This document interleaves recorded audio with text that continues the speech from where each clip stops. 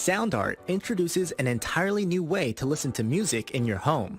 By combining the best of two products, a revolutionary high-fidelity, low-profile Bluetooth wireless speaker with beautiful artwork.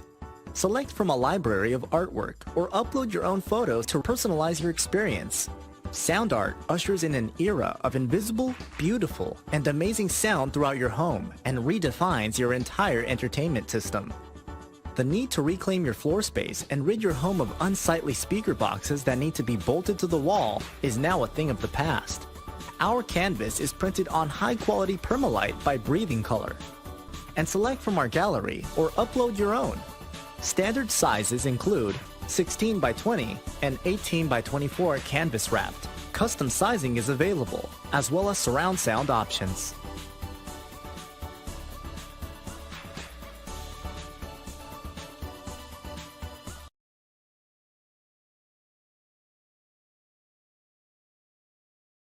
After months of quarantine, we're all interested in how we can become our best self. The team at Permanent Makeup and Cryo is here to help you get the flawless makeup look every day without the extra effort or time. When it comes to your appearance, you deserve the best care that money can buy.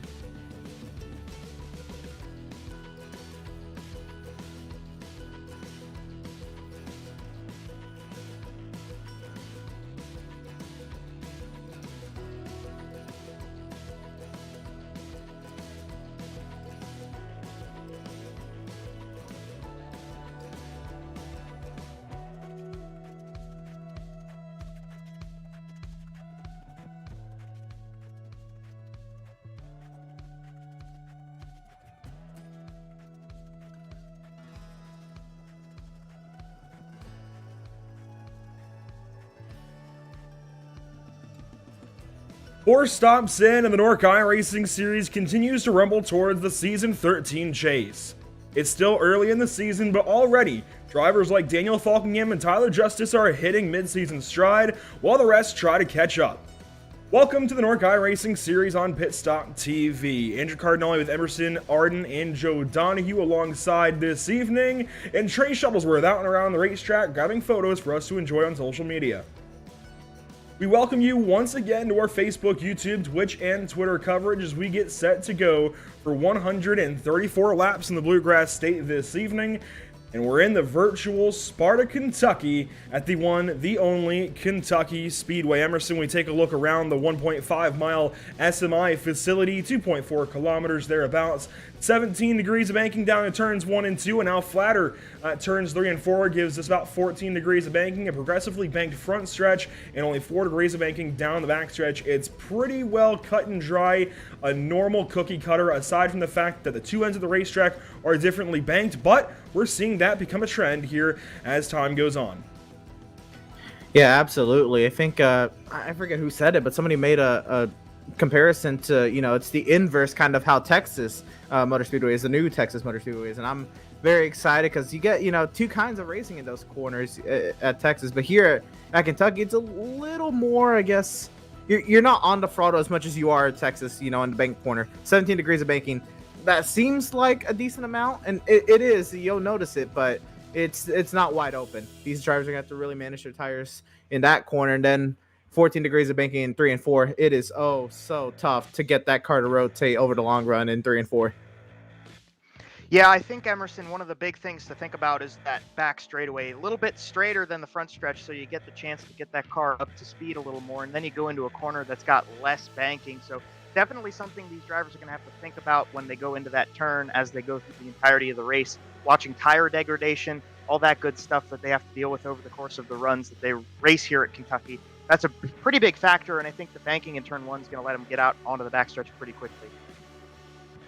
As I said, we're 4 races in now this evening to the NORC iRacing Series, at least here in Season 13, so we have some point standings to look at, and this is now updated to show positions 11 and 12 as being into the NORC iRacing Series. Chase, so take a look at your top 12. Currently, Daniel Falkingham still up top with 2 wins, and Tyler Justice knocking on that door of first place, just a little ways back.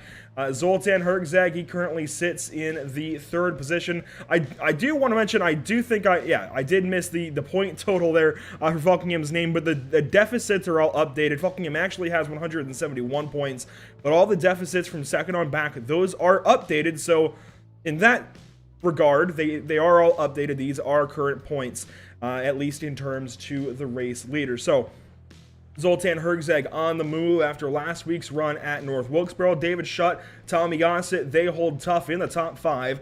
John Barry, he is up from about the 9th or 10th position into, well, darn near the top 5, only 2 points behind Tommy Gossett. Will Klein makes his jump up, and Chad Oxendine goes from 19th spot in the points, Emerson, into the top 10. You've got guys like Cody Miller currently hanging on to a chase position, Aaron Smith, then Sheldon Lockie, Brett Pincari on the outside looking in, but they have been oh so consistent, as well as Howie Briss. Jared Darling is getting there, Elijah Gracia even, but there's a lot of work to do as you get down to about the 17th position or so. Yeah, absolutely. There's a lot of drivers that are just on the outside that cut line right now that have had some great runs. You mentioned Pancari. He was running pretty well towards the end of North Wilkesboro. So I can see a lot of these names. Jared Darling, he's shown some pace this season, but not been able to finish the deal. There's some names in that bottom 8 that are definitely going to be able to make their way forward. And again, we're only 4 races into the season. The season hasn't even really began to take form yet. So there's still a lot of racing to go, a lot of points on the table, a lot of spots to be decided. It's going to be a fun little night. Yeah, as I look at this point standings for my first time here on the broadcast with the NORC show on Pit Stop TV, I look and I see there's just, 4? There's 1, there's 2, maybe 3 points in between drivers in the grid. So maybe you're sitting in 16th, 17th, maybe you're up in 9th, 10th, but you don't have a big buffer between positions, and you could very easily have a bad day and fall out of that grid. So if you want to stay up in the top 12 or even progress up into there, you have to be consistent week in, week out, and I think that's something those guys all through that order from maybe 8th to 15th even, a whole bunch of cars are going to have to be watching out for all the way through this race tonight. And some stats to add to this, just to pad everybody's egos a little bit, some of these guys inside the top 20. Tyler Justice has an average finish and leads the NORC iRacing Series currently of 2.75. Daniel Falkingham 1 spot behind him at 3.75. Then it's a big drop in relative terms down to Chad Oxendine at a 7th position average finish. Cody Miller and Brett Pincari, they're tied at 7.67, so it makes sense that some of these drivers, they're up there in points. Zoltan Hergzag, 8.75, David Schutt, 9. Those are the drivers that all have average finishes of inside the top 10. Tommy Gossett was the next one back just outside that top 10. 7 drivers still have all laps completed, 512 now. We did lose a couple of drivers last week. I believe those were Bobby Chaney and Cody Miller. Cody Miller actually missed last week, so that's why you see that 28 car sliding. But Daniel Falkingham, Tommy Gossett, Zoltan Hergzag, Tyler Justice, Spencer Owens, Scott Shire, Sean Williams. Those are your 7 drivers, that have still completed all laps so far this season through 4 races. So going into a place like Kentucky, unless we get a long green flag run and this field really gets spread out, I'd imagine those 7 should still be on that list going into Road Atlanta next week. But just still padding the stats of these guys that are up there in the points and proving why they're up there in the first place. Coming into this evening, talk some more stats here before we really get things going. The official 2 track records that we have to boot here at Kentucky in the NORC iRacing Series. Well, they came on the old pavement here at Kentucky, before the repave, before the reconfiguration, but Femi Olot set the NASCAR Cup track record at a 30.476, and Scott Sanderson, way back in Season 6 in 2017, set the truck lap record here at a 30.991. The previous Kentucky winners here at the Kentucky Speedway in the NORC iRacing Series, those are John Berry back in Season 5 in 2016 and Aaron Davis back in 2017 in Season 6. It's going to be a fun one this evening. We'll take a look at our schedule coming in, and I mean, we keep talking about how great this schedule is. We come in, this is race 5. You can see it on the left side of your screen, 134 laps this evening. But Road Atlanta next week is one that I'm looking forward to a whole lot. The Braselton, Georgia Pride and Joy is going to be fun. 40 laps next week, our first road course on the schedule. It's going to be, I think, a pace changer, a pace setter for the rest of the season. Oh, yeah. I mean, I love stock cars and road courses. It's going to be a blast to see, this uber competitive field go at it at Road Atlanta, which, other than tests, hasn't really seen, a NASCAR stock cars take to it. That's going to be a blast. And then, I mean, the flow of the schedule is absolutely insane. You go from a road course to the Monster Mile to another mile and a half. Then you go to the Super Speedway at iRacing in Iowa. There's such a crazy flow of the schedule. It really keeps, drivers on their toes, and the schedule really brings out the best and who is really able to adapt to each track type. Yeah, that's a really important part of winning any championship, and especially when you get out in cup cars, is being able to run at all sorts of different racetracks, run at super speedways, run at road courses, run on the regular ovals, all that kind of jazz. You need to be consistent and get points, and I mean, we saw it with those standings. Right now things are in the midst of getting into 10th, 11th, 12th, so you got to be able to step it up at all of those different racetracks if you want to be successful. As we welcome in everybody on our own platforms as well as the NORC YouTube channel, I want to remind everybody these broadcasts always brought to you by Tucson Sound Art. Go to TucsonSoundArt.com to place your order today because your picture is also your music. And use promo code PitStopTV for 10% off at checkout. These broadcasts also brought to you by Race Pace Setups. Pick up pace with Race Pace, especially in GT3 and Porsche Cup cars in the iRacing.com service. Permanent Makeup in Cryo in Maine. You deserve the best care that money could buy. Find them on Facebook and Instagram, as well as their website, permanentmakeupinmaine.com. These broadcasts also brought to you by Whiplash Media, the official graphic and camera provider of Pit Stop TV, and of course by BAM Racing Videos, by a race fan for the racing community. Qualifying getting underway here from Kentucky, and we'll bring up the ticker on the left side. We'll see how these drivers are checking in. It just opened up, so no time's in just yet, but Will Klein is getting out on the speedway. Spencer Ray is also out there. You see his number 6 Apex Action Photography machine on the racetrack, and boy, that car is yawed out. He is sideways, maybe a save. He saves it. He might be able to regroup for lap number 2. Yeah, I mean, it just shows just how hard you're going to be on the limit to try to get, every tenth, every thousandth of a second you can out of these cars. And the practice times, they were really close. You really have to push that hard to even get a decent time. So it's going to be interesting to see as we continue to ride on board. Now on the back straightaway here with David Schutt, as he's already set one time. How's his second lap going to fare? Yeah, you saw he's got about a half second in between himself and Powell right now. Spencer Ray's lap, you had seen him get loose in turns 1 and 2, and that did cost him. You see how much back he is from David Schutt, who goes across the line. Does not that time. We ride on board the line again. They're just getting slowly getting more drivers in. Tyler Justice puts in, or at least starts to put in a lap here in turn 1. And we know here in the NORC iRacing Series, a lot of drivers will opt generally not to turn a qualifying lap. So we'll see plenty of drivers this evening, as usual, start from the back of the pack with no qualifying time. But Tyler Justice opting to put a time down along with his teammate Sean Powell and Spencer Ray and David Schutt out there on the 6 and 5 cars. Ray did go faster than Schutt on his second lap, so a nice regroup effort there from Spencer. But with 2.5 minutes left, still only a handful of drivers on the scoring pylon, and Tyler Justice, we just rode on board with him, goes fastest, just ahead of his teammate Sean Powell. In fact, by a tenth and a half. Tom Mercier, he gets on the scoring pylon as well. We've got Scott Shire turning a lap. Here is his number 4 car. And I mean, that's really about it so far. But other drivers on the speedway, here's Terrell Baker. Ariadne's out there as well. Let's take a look at his number 23 car. I don't know if he's coming around to complete a lap or start a lap, but here he comes.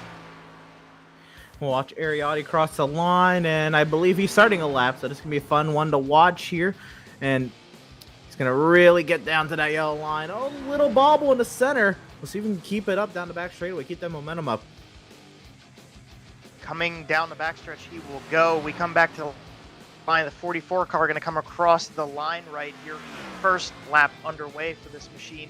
There's just a lot of guys just slowly ticking up through here, and this is something for me to see this as the first time here with NORC. It's kind of interesting how spread out everybody is right now. It's pretty cool, and it helps us here at Pit Stop TV keep track of everybody, that they're just all going out person by person, and we're getting about one or two out there at a time, setting fast lap times. Two-time series winner so far this season, Daniel Falkingham on the Kentucky pavement, just starting his qualifying run. Should have enough time to get a couple of laps in. Will Klein goes to second here in qualifying, just 1/1000th of a second off of pole sitter Tyler Justice, at least provisional pole sitter Tyler Justice for now. Daniel Falkingham, we'll see what he can do down in turns 3 and 4. He's going to opt to go way down onto the inside of the course, and right on that yellow line on entry, a bit of a wider apex, and right out to the outside wall using all of that pavement. We'll see what he can do off of the turn 4 banks across the line with 36 seconds to go. He goes third quickest, and he's going to abandon his second lap time. So Daniel Falkingham looking like he'll start from the inside of row number 2. Meanwhile, last week's winner, Chad Oxendine, on the course. Chad Oxendine trying to go back-to-back here. Completely different track than North Wilkesboro is, but we'll see. I mean, obviously that 66 can get her done. Coming through 3 and 4, running about a lane higher on the entry, and then I'm going to wash all the way up to that wall. Want to get all that momentum to the line, and with time ticking down, he's going to barely get it in. Fourth place.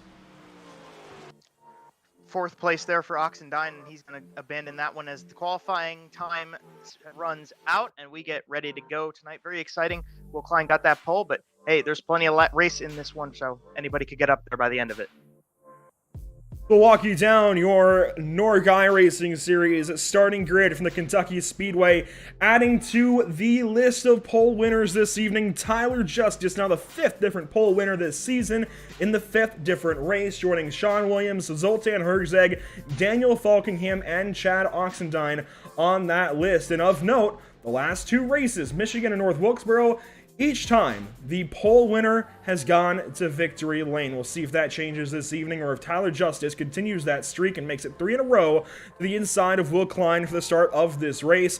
Starting on the inside of row number 2, however, Daniel Falkingham, Chad Oxendine, a couple of race winners there in that second row. Starting the inside of row number 3, it's Terrell Bakery, everybody's favorite. TCB rolls off 5th, Elisha Grassi to his outside. Starting 7th place this evening, making his first NORC start of the season, his return to the series, Anthony Emery in the 44 car out of Texas, along with Jared Darling out of Illinois. Starting at the inside of row number 5, it's Ariati in the 23, Sean Powell in the 10th spot.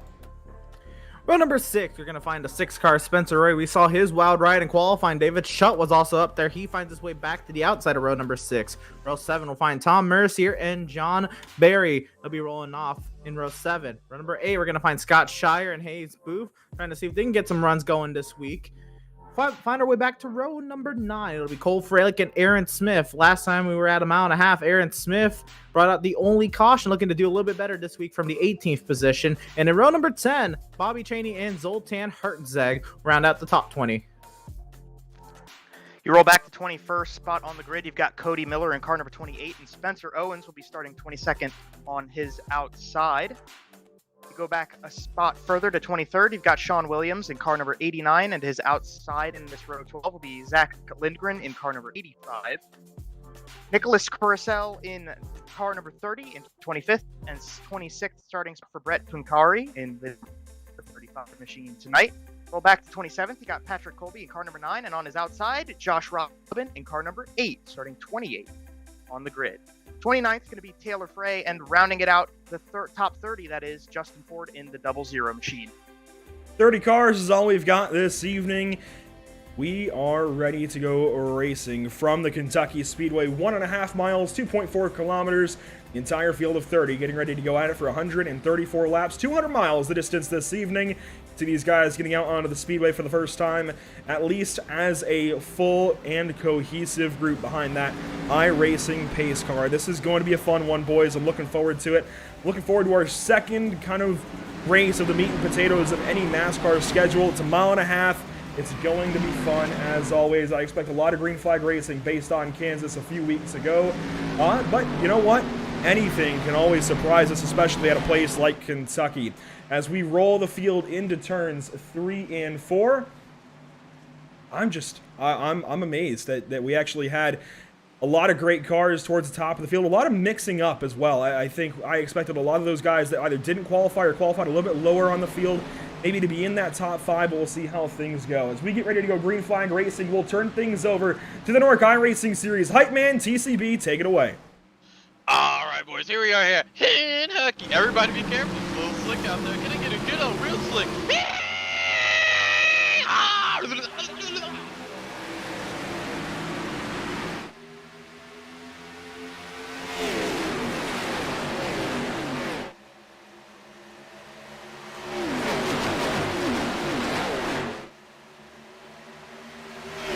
Tyler Justice leads it out of turn 2 for the first time this evening, down to turn 3. Daniel Falkingham in tow. Everybody vying for positions into the corner. We got one around, a caution flag already. Sean Powell, we've got one up and over. I think that's Pankari. Big wreck in 3 and 4, and my goodness, just as the way North Wilkesboro ends, we start off Kentucky with another one. Get a replay here. Turn 3, it's treacherous in a big pack like that. Yeah, I mean, that's a tough way to start the race off too, but like we said, you carry a lot of speed going down into turn number 3. We'll ride along with the start of this race. I mean, look at this field. We're all so hunched up together, and we come through turns 1 and 2. Everybody kept their horses and tails clean through 1 and 2, but obviously got back down the back straightaway and kind of unraveled when they got down into the west bank turn number 3. And there it is. Sean Powell just turns left, collects Jared Darling. Oh my gosh, Spencer Ray, you were lucky. Brett Pankari, not so lucky. Cole Fralick gets a piece as well. Boy, what an incident for lap number 1. Wow, I mean, imagine you're starting the race and you're not even done with the first lap and you're upside down. That is a wild ride, wild turn of events for Brett Pankari riding aboard with Jared Darling here. And we'll see kind of how he takes turn number 3 with that 38 to his outside. Just, I guess the 38 thought he had enough of a run to clear Jared into the corner, and wow, look at that. Yeah, that's a heck of a ride for Pankari there. I mean, Darling had nothing to do with that. Obviously, Powell just thought he had a lane down low, and he didn't quite, and obviously a little bit of contact goes a long way with the stock car and up into the wall. Fralick got a piece of that as well, not as much as, say, going upside down, but definitely not the right way to start off your race. Got to get things figured out and get back out there, though. There's plenty of time left in these positions. Already a very quick stoppage of action here at the Kentucky Speedway. We're looking forward to getting this one going and see how this might have gone green flag, but already you see how treacherous it's going to be, just vying for positions, vying for space in a group like this. And Kentucky is so line dependent that if you're Sean Powell, you've got to do that on lap 1. I think from the get-go, you've got to fight for the lane that you need in order to better your race, at least from your perspective. Fortunately, there was a car who was inside, a little bit of a mistake, and, well, they've got a few cars wadded up early. Yeah, absolutely. This track, it gets single file really quick, and once a few laps after the restart is passed, you really have to, set up overtakes. You have to really, I think, have some sort of advantage over the car ahead of you if you're going to make that overtake. Because it is so difficult to overtake here. When you're all packed up like that, you're almost enticed to get every spot you can like that. And then, like you said, also just set yourself up for the preferred lane through the corner. Yeah, that's very important here, coming through these corners. It's so different, and obviously, the race is going to progress, the tires are going to get old, and the field will spread out, and things will get different. A couple guys coming down the pit lane just to top off and get ready to go long term here. But yeah, I mean, it's all important about getting those spots up while you can, but over the course of the run, it really brings the cream to the top. Aaron Smith, Taylor Frey among those pitting this time through. Looks like Patrick Colby as well in his number 9 Ford Mustang. And just like you said there, Joe, these guys just coming in, topping off on fuel, and getting prepped in case we do go green for any length of time here. It's certainly a possibility. Based on the way that Kansas went, I'm going to keep banking on the way Kansas went until we get disproven this evening by a couple of more yellows. It was very clean and green. It was a very good race in all manners. We had great battles, great strategy, and a lot of green flag. It was certainly a fantastic race. What's going to be interesting is we expect about the same kind of fuel strategy where these guys break this race up into thirds.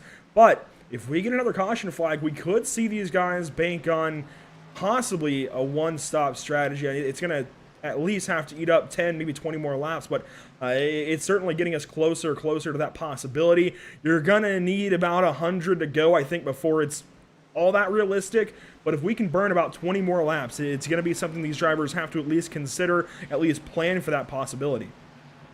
Yeah, absolutely. And you got to think, how much off throttle time you have in the turn 3. That is a amazing opportunity to save fuel here if you have a clutch or anything, even just off the throttle. Like that is going to save you a lot of fuel as the runs go on. You have to slow down even more for turns 3 and 4. That's just fuel strategy is going to be a lot of fun to try to guess tonight. Yeah, we're far enough ahead into this race right now that you can bank on long runs, and if there isn't a long run, if you get a quick caution, again, it doesn't really hurt anybody. You save your fuel now, progress how far forward you can go in the race before you have to come down the pit lane, and obviously, you maybe can just get caught out by something nice and get up there further when maybe a yellow comes out or maybe the green flag pit stops goes through. Getting ready for our first restart of the evening. You see the field doubled up as per usual in that shootout restart formation. Let's take a look at our weather for this race. It's a bit warmer, the warmest race we've had so far. We've been down in the low 70s last week at 77 degrees in Wilkes County, North Carolina. Now as we get into Kentucky, we're starting to get later in the year, get closer to summer. We're at 82 degrees in the air. That makes 89 degrees on the racetrack. It looks like we are getting closer possibly to sunset, so we might just see this race go into dusk this evening. We might see the lights come on here at the Kentucky Speedway. It's going to be close if we do hit those nighttime hours. But again, 89 degrees on the racetrack, the warmest we've had so far this season, I do believe. Certainly the warmest in the air, so that's going to change things up as well. And certainly force these drivers to look around as we're already speculating as they may. Coming up, double file into the restart zone for the first time this evening. Tyler Justice still in control of the field, looking for his first NORC win in his first NORC season. Daniel Falkingham straight away in behind, and we race down to turn 1.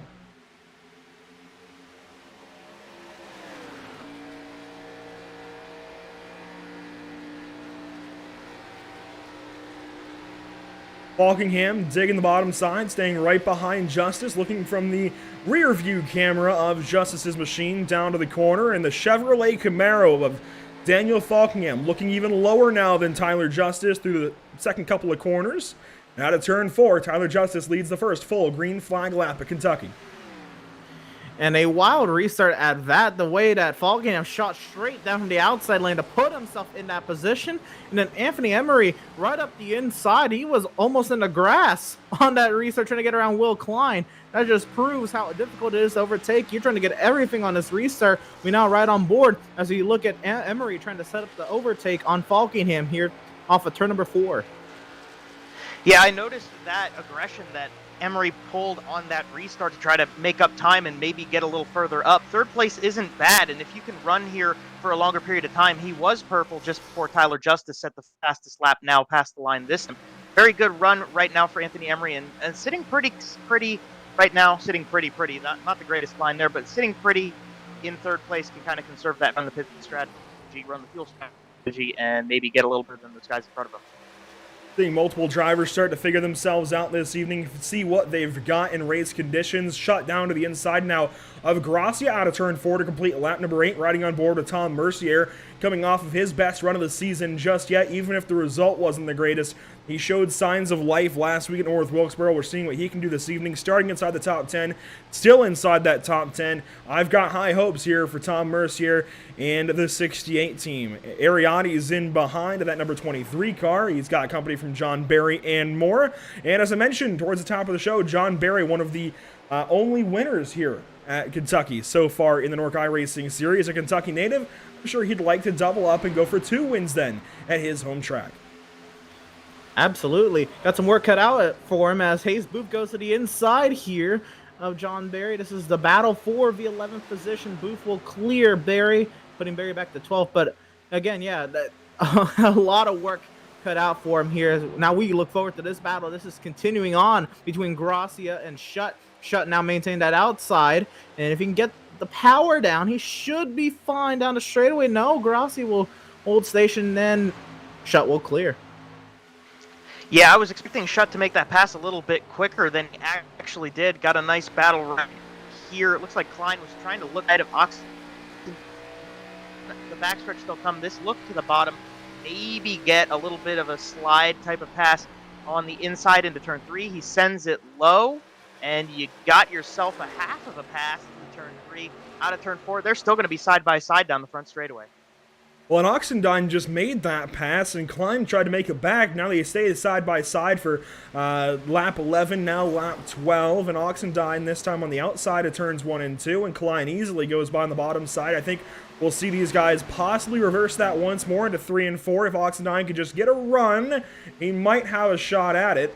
But it looks like he will let the 48 go, and now Terrell Baker, TCB, this is a great run out of him so far, and what's interesting is, I mean, he messes around sometimes. He has a few runs that don't necessarily back up his I rating, but he has one of the higher I ratings in the field. In fact, I don't think I can sort by I rating this evening, but Terrell Baker comes in with a rather high I rating. I noticed it going through stats earlier today. It's at a 47.29 currently. That's higher than Chad Oxendine, for example, higher than Elijah Gracia, higher than Tom Mercier, higher than Hayes Booth, higher than John Barry. It's higher than several drivers. He deserves to be up here in the top 10. He's just got to put a race together. Yeah, absolutely. And after the dreadful race last week at North Wilkesboro, not even being able to complete that race, I think right now just running 6th is all the more merrier for this 25 of Terrell Baker. We'll see if he can put this race together. We're only 14 laps in, but it's a nice start. Yeah, you got plenty of time right now. I mean, we're only 14 laps into a race that's over 130, so you got plenty of time to get that car figured out and run a good strategy to start the race, get your fuel saved up a little bit, maybe go a little bit farther than the guys in front of you. That sort of setup. So right now, Terrell's sitting just kind of riding this thing out and seeing what comes to him over the next couple laps before they start worrying about this first pit stop sequence.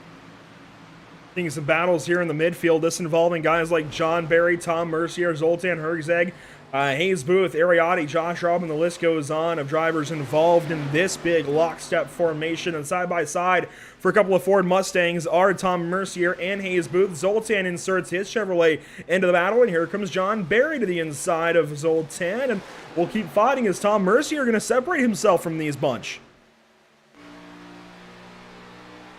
Look at this pack, man. You definitely want to get away from that pack as well, because it's a lot of hungry people trying to move their way forward at a track that's very difficult to overtake.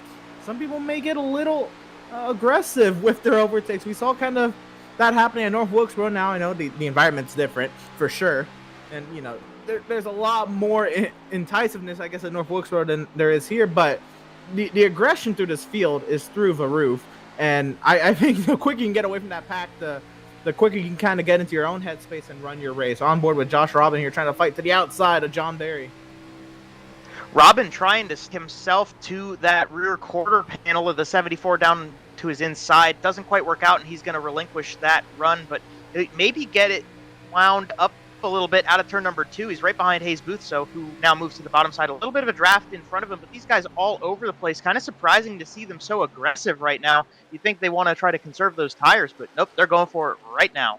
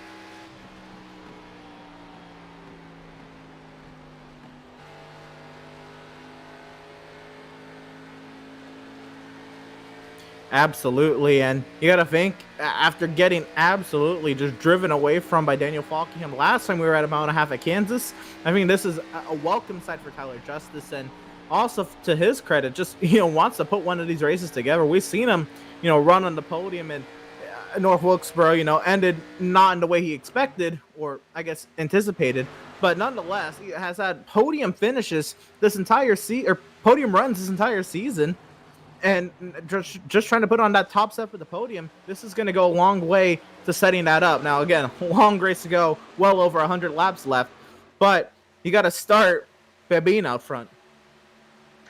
Yeah, I was going to say, Emerson, there's only 22 laps in the book, so as we're looking at Barry trying to make a pass up into the top 10 right here, Justice doing a very good job up front and showing off what he's got, and, if the track stays this way for a while, he should be able to get a nice run going. But another guy with a nice run going is Mr. Barry, making that pass up into the top 10 once again. We'll see if 24 of Cheney is going to make that pass, and he does. Hayes Booth maybe trying to follow as well as to come back onto the front stretch. A whole bunch of guys passing Gracia right here. And John Barry works up into the top 10. Gracia now sliding a little bit further back, the 42 car. Not quite working like he'd want it to so far this evening. There's the 8 car of John Strobin behind him. This guy, Jared Darling, as well, in the top 15, holding steady, even with that lap 1 contact with Sean Powell. Certainly on a bit of a recovery drive right now, just trying to keep himself in this race. He's had a few rough weeks. He got some damage this evening, and just trying to keep himself alive. Yeah, I think a decent run needed for this one car is an understatement. He's just trying to finish this statement. As Ariotti will clear him off of turn 2, he's falling back to 16 here. Now he, again, one of the first drivers who have pitted on that lap for caution, trying to claw his way forward. But if he can keep those tires under him, he's going to be able to try to negotiate some sort of strategy to claw his way forward. And that extra tire life is going to be able to give him that. He's going to give him some options. And we're going to see that play out here when pit stops come somewhere in the next 20, 30, 40 laps. Yeah, not the greatest start to a race in the world. Darling getting caught up in that initial incident. Obviously, not too much damage on that one car. Has some work to do to get into the field. And while there is still over 100 laps to go, you got to try to make up time as you progress through the race. So right now he's trying to trek forward and make up the time, just like second place Daniel Falkingham has been doing slowly but surely to catch up to Tyler Justice.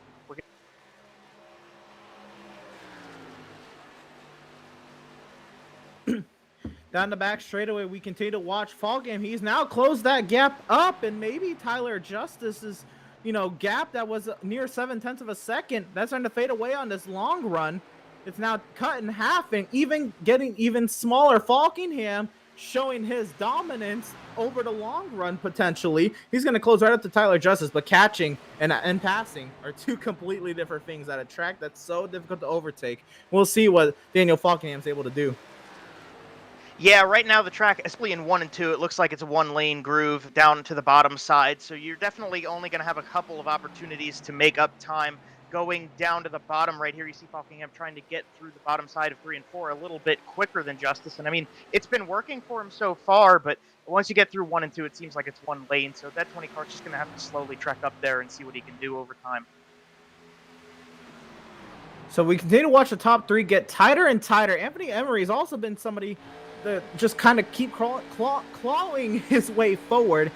If he can get to Daniel Falkingham, that could allow Tyler Justice to open up that margin again and kind of baby it. But here comes Falkingham with a little bit of a lunge. We ride on board with Emery watching the top 2 nearly go side by side. Falkingham trying to get to the quarter panel to 7. Couldn't get there yet, but I think it's a coming. Yeah, Falkingham's got some speed right now, and he is figuring out how he can get around that 7 car. Over time, Falkingham's going to have watched what Justice has done in 1 and 2, 3 and 4, figure out where he's strong and where he's got some weak points that maybe Daniel can get a run and make a pass on the 7 car, take the race lead. At the same time, Anthony Emery's been watching the both of them race each other and been thinking about how am I going to get myself into this picture, and it slowly but surely seems like it's working out for the 44, just as much as Falkingham's getting a chance to maybe take the race lead. as this battle evolves. I was earlier talking about a lot of what goes on at Phase 2 Motorsports with Tyler Justice and his teammates, Mike Bruno in there, Christian Swenson and others, and I was foolishly muted for a moment, but we're back now and got that sorted out. But a lot's been going on for Tyler Justice over the last couple of years. I've raced with this guy a lot, I've broadcasted with him in races a lot, and I've seen as he's changed as a driver over the last couple of years, particularly 2017, 2018, a little bit through 19, and now into 20 and 21 as he has a battle to the inside from Falkingham. They've been evolving their fixed setup program, it seems, over the last couple of years, certainly focusing on open setup stuff, focusing on Road to Pro, A Open, B Open, you name it. They've been focusing at least on the open setup side of things mostly. He's raced a lot in the NMNTS Racing Series and countless others. To see him join NORC and bring his competitiveness to this series, he fits right in with some of the best ratings in this series. In fact, he comes in at, it looks like, a 68,000 this evening, almost 6,900, not 68,000. But certainly a high I rating, fits in with the rest of the group, and has been taking these guys like Daniel Falkingham and giving them a run for their money. And as we eclipse 30 laps into this race, we've got to start thinking about fuel strategy, tire strategy, I think, most notably. And the tire's starting to wear off, and I think this is why you're seeing Phase 2 still work on their fixed setup program. And certainly, when your teammate's down for the count early, as you see the pass made from Daniel Falkingham on Tyler Justice, maybe not. He fights back to the outside, now in the wall hard, and Anthony Emery's in it. Oh my gosh, they keep racing, but Tyler Justice just knocked that turn 4 wall down. He was looking for the Colonel. Oh my goodness, that's going to be a massive blow to Tyler Justice's race. He's going to have to either, deal with this very quickly or get it repaired on the next round of pit stops or something, because that was a heavy hit. We're going to get a replay here. He's just trying to fight to the outside of Falkingham. If you can keep it to the outside, you got a chance, but Falkingham just clears right there, maybe, and into the fence. Goes to 7. Yeah, what happened right there, Falkingham went to the bottom side and the car got tight underneath him on corner exit. Obviously, the two of them washed all the way up the racetrack, and they seemed like they were doing okay for a while, but then Tyler Justice got those right sides up into the marbles, and the track was slicked off, and up into the wall he went. Anthony Emery kind of evasively avoided major contact, might have got a little bit on the 44 machine, but should be all right to keep it running in second place. Maybe a small amount of damage on the next pit stop, but nothing too bad.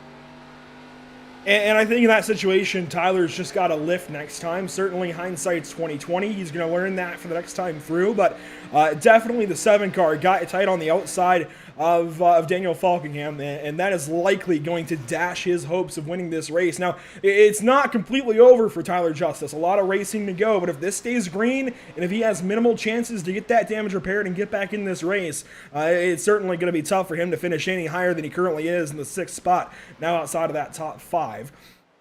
Meanwhile, Emery now checks up a little bit. He got a small piece of Justice when he had his issue, and the 44 car, you can see some right side damage there on that 44 Toyota Supra. He's fallen back to Will Klein. Chad Oxen. Really hard to adapt because you don't even have nearly the amount of grip you had 36 laps ago. So to adjust to a changing conditions of your race car at this point of a run is really difficult. I think we're going to see that with Falkingham keeping his car in one piece and Emery having to adapt to the slight damage he has on the right side, but damage as it is, that gap has kind of stabilized at 1.1 seconds. We continue back here watching. This is the 8 of Josh Robin trying to get around Bobby Cheney and Ariotti under attack from Tom Mercier. This little pack back here, they've been going at it since we've gone green from the restart. Yeah, we've had a solid group of cars all together. We're on board with Darling right now in the midst of this tornado. They've been staying with each other and fighting for positions throughout the entirety of this race so far, and you got to wonder how much of their cars have they used up doing so. The guys up at the front, guys more in the 5th to 10th place range, previously hadn't really been dealing with other cars out on track having to use up their tires and fuel to stay competitive, but these guys have, so you got to wonder how that's going to play out when we start getting into these pit stops. Are they going to come sooner? Are they going to have more to put in the car, more fuel to put in the car? What's going to be the difference maker for these guys having been racing so hard all the way through this race so far? Seeing a couple of green cars duel down the front stretch now. Josh Robin and Ariotti go at it, and green, usually a taboo color in motorsport, usually signifies bad luck, but these two wear it and they wear it well. That said, had a lot of troubles this season, so maybe there's something to that bad luck charm with green on the race car. But Ariati now fights into the top 10, just ahead of Tom Mercier and passing Josh Robin as the 8 car starts to slide. And you see that throwback for Jared Darling, a preview of what Michael Annette's car will look like at Darlington in the NASCAR Xfinity Series. Gatorade joining Junior Motorsports for that effort. And it's pretty cool to see that paint scheme on the racetrack. A nice little preview of what it'll look like. A different number font, but it will do. As Darling out of Illinois now fights into the top 12, and he's got to get this season going. He's got to get a fire started for his number 1 program, and he's starting to do that this evening, using Kentucky to move closer and closer to a top 10 effort. And look at this, the HMS Motorsport Ford Mustang of Zach Lindgren starting to work north as well. Something's going right for the driver out of New Mexico. And we're right on board with Lindgren. I believe that's Robin coming to pit lane here. I was just about to say, Lindgren is the second driver to pit under that lap 4 caution, or that lap 1 caution. They pitted on lap 4. Him and Darling, they're working their way forward, and here comes Josh Robin trying to find his pit box here. Yeah, Robin comes in to his pit box. A couple other guys are going to come through, and I'm wondering if that's going to open up the floodgates that everybody else is going to start coming through. We'll be watching the race leaders as well as Terrell Baker coming into his pit box right now, but we'll be watching the leaders and further back through to see who maybe makes that move next. And usually when you get 1 or 2 guys to come in the first time, a whole bunch of them follow. So pit stop starting to get underway. This feels a little bit early, if I'm being honest. This feels a bit closer to maybe a 3-stop strategy, because if we kind of triple this, it's going to be just shy of 134, but this could just be a quick undercut and driving further the rest of the way. We'll see how this works out for these drivers making this early pit stop up front. Not a whole lot changing. In fact, none of these guys in the top 10 have pitted just yet, aside from Josh Robin, who was just about there, just on the far side of it. Zach Lindgren, he's still on the racetrack now to the front side there of Jared Darling. Finally got by that 1 car, and there's a battle ahead with David Schutt, Tom Mercier. That 5 car of Schutt starting to go the wrong direction. Of course, he's teamed up with Anthony Emery, Bobby Cheney, so a lot of feedback from that stable, but he's just going the wrong direction currently as this run goes on. And oh boy, someone was in the fence. I think that was Caressel, and it was just in front of Sean Williams. A little bit squirrely out of turn 4. Keeps that car underneath him. We'll keep moving, and we'll live to see another corner. But one pitting, it's Tyler Justice, was race leader, but got that wall and dropped out of the race lead. I was going to say, we're starting to see a lot more people struggle as we get through the runs, getting closer to that wall, having, struggles for grip. I was thinking it's only going to be a matter of time before we see pit stops. Maybe that was what preceded the Josh Robin and TCB pit stops on board with Tyler Justice trying to find his pit box. And pitting now, even pitting short of, the point that would be, the normal point for a 2-stop strategy, the wear I believe and I think for the sake of those drivers is going to get better as the night goes on, as the temperatures drop. The tire wear should not be as bad. Now we'll see if that actually plays out. But we watch here Anthony Emery. He's under attack from Zoltan Herczeg as this run continues to wear on. There's a look at the weather on the left hand side. Those temperatures have not wavered at all yet. Emerson still holding steady, just under 82 degrees ambient temperature, 89 degrees on the racetrack. Is Zoltan Herczeg going to go down to the inside of Anthony Emery? Has him at the line, and a couple of contenders 1 season ago for the NORC iRacing Series Championship go the way of the championship results as well, with Zoltan Herczeg passing up the 44 of Anthony Emery. Out of turn number 2, and Zoltan's going to start to look for Daniel Falkingham. They have suddenly gained a lot of time on the 20 car out of Maine. This could be the beginning of the end for Falkingham, and I think he's going to have to pit. It looks like he is. Not just yet. He's much slower now. Much, much slower in the center of the corners, and he's, I think, going to lose that lead here momentarily. Yeah, I think it is time to start sounding the alarms in the 20 pit, because he was very low, through 3 and 4, and that's one thing if you're able to keep your speed up, but he was so slow at the center of the corner, and Zoltan, he is coming like a rocket, looking for that 20 car down the back straight. Look at that gap in the bottom right. It's just going to keep dwindling. Does Falkingham maybe come in, right as the 96 gets to him, because it is so hard to overtake here? We'll see. Again, low off of 3 and 4, and here he comes. So the number 20 car going to come down the pit lane here. The 44 follows him in. Anthony Emery, the both of them actually lit him up coming down into the pits. You got the 48 of Will Klein also following. Herczeg's been running really strong right now, so this is probably the right move for Tom Mercier and all the rest of these guys who just came down the pit lane. Falkingham going to come down the very slow Kentucky Speedway pit lane. You see Emery as well, and they will come in. And I would imagine, I would hope both get 4 tires. These drivers have 3 extra sets they can set on the cars. So basically locked into no more than 3 pit stops this evening if they want to keep steady. That gives you basically 4 runs to the end total that you can work with this evening. Klein's still in the pit lane. He'll leave a little bit later than I think he maybe came in, and maybe lose a couple of tenths possibly to Falkingham and Emery. Falkingham gets out back in front of that 44 car. We'll see how this all shakes out in due time. Zoltan Herzeg down the back stretch, and I believe he's put a lap then on Daniel Falkingham. He has, and Anthony Emery. So that's the cost of pitting, a lap and a half thereabouts as Zoltan works up around the front stretch, and he's clearly, I think, going for a 2-stop strategy, whereas those other guys, they're a little bit closer to the line, and if they undercut at some point, they might be caught out having to save some fuel, but it looks like Zoltan definitely well and committed to the strat. Yeah, absolutely, and he didn't even pit on the lap 1 yellow, so he's still out here on what he started the race with. Granted, was able to save a little bit under that yellow. Granted, was tires or fuel. We continue to ride with Zoltan Herzeg as he works his way through 3 and 4. He'll stay out another lap, and this pace towards the end of the run is not going to show, the advantage of it right away. This is going to be something he builds on over the long run, maybe towards the end of the second stint for Falcon, and we'll see maybe Zoltan catch him even quicker than what he did that first stint, because he's going to be on fresher tires than Falcon when Zoltan does eventually pit, if we stay green as well. And second, he already had the pace to outclass Falkingham, just getting to him before Falkingham even pitted. So this is really going to work out into Zoltan's favor if we can keep this run going.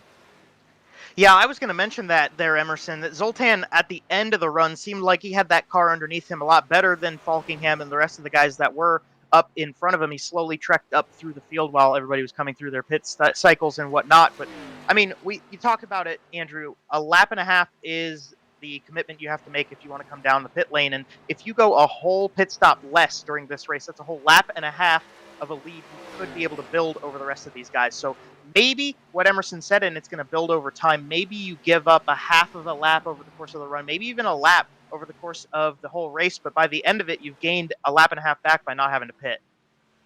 Cody Miller in the pit lane. He won this season at Daytona.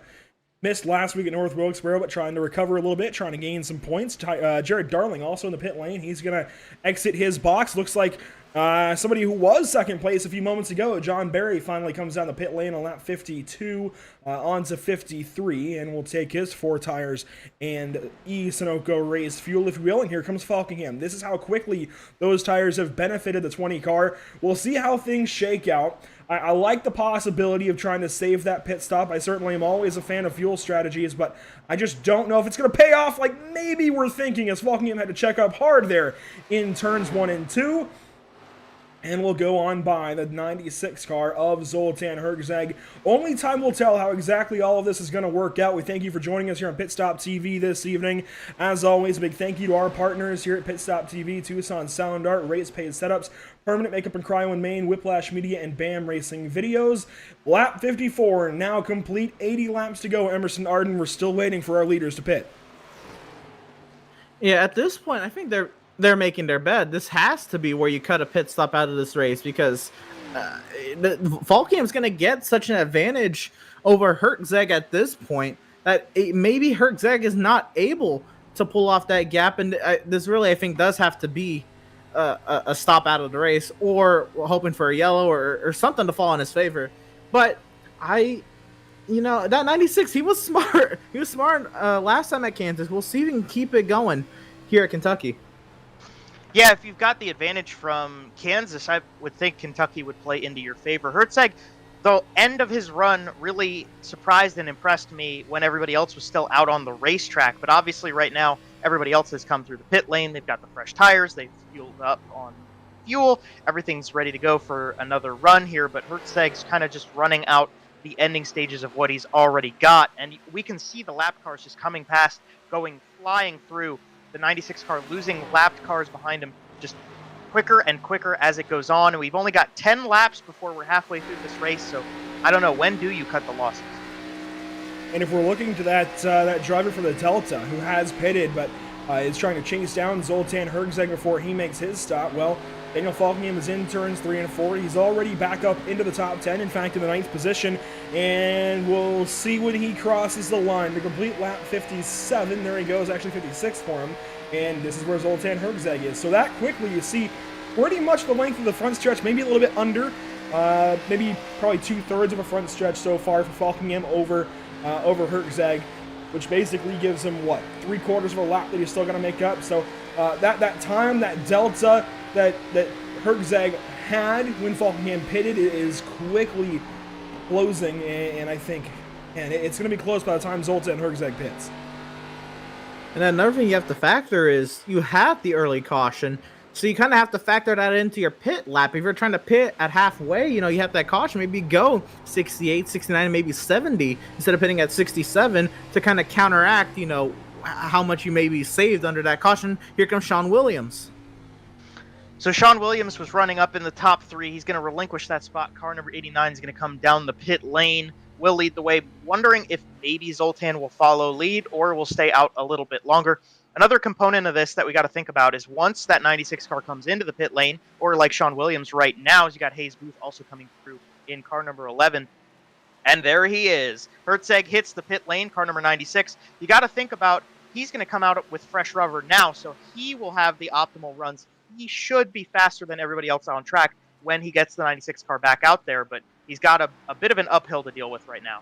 This is certainly too early if he wants to cut a pit stop entirely out of this race. He's still got 2 pit stops to go, I'd say. He's going to have to go 75 laps almost from this point. In fact, 75 laps from this point now to the end of the race. I think that's too much simply for Zoltan Hergzeg to do in one go of things. There's David Schutt coming down the pit lane. So the move for Zoltan at this point has to be to just run shorter stints to the end. Somewhere in the number of 33 laps, 32 laps to the end. Well, 2 of those runs, obviously, to the end. It's going to be interesting what Zoltan can do. He's going to exit the pit lane and rejoin the field. Quite a ways behind Daniel Falkingham. He's exiting turn 2 now, and Falkingham's at the line. So certainly losing a lot of time in that bargain is Zoltan Hergzeg, and Nicholas Caressel works his way down the backstretch. He has not pitted yet, although it looks like he did pit on that first yellow flag. So he's got a little bit of extra fuel in the tank, and I think at this point, if you make it to lap 60, you've got to go to about 67. You've got to officially go for that one-stop strategy.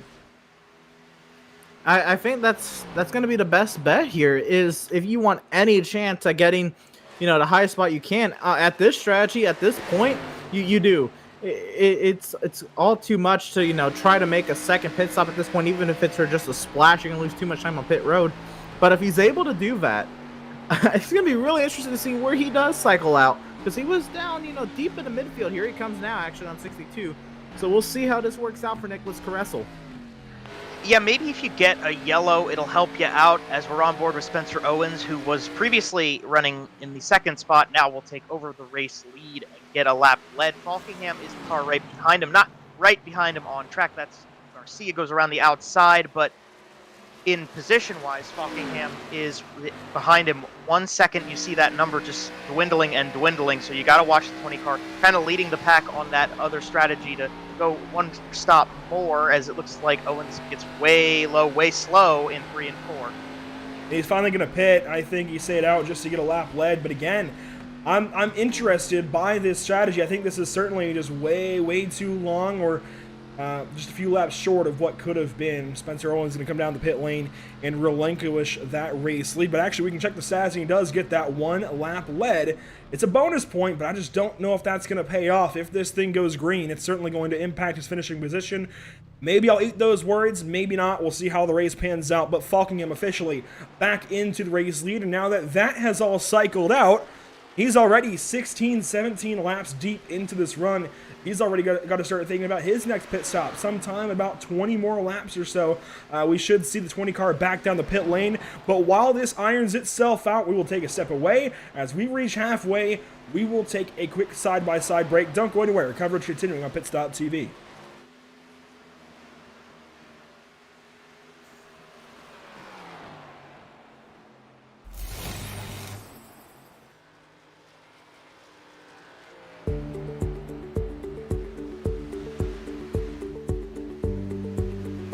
Sound Art is a product that is a speaker and it's art. We combine it together and we call it Sound Art. What makes it so unique that any picture can be your speaker? Sound Art gives you the high quality sound without the ugly speaker. This isn't a picture with a speaker, the picture is the speaker. Just imagine your wedding picture uploaded onto a canvas and now it's speaking 10,000 tunes. I mean, it's a very cool concept. What we like so much about it that you can take anything that means something very special to you, upload it on the canvas, have it hanging up in your room, your balcony, wherever you want to put it, and now it's a speaker. I mean, how cool is that? It's something that we have that and no one has. No one has this product. It's just a great gift to give anybody. It's just a neat concept. Around here we say, art never sounded so good.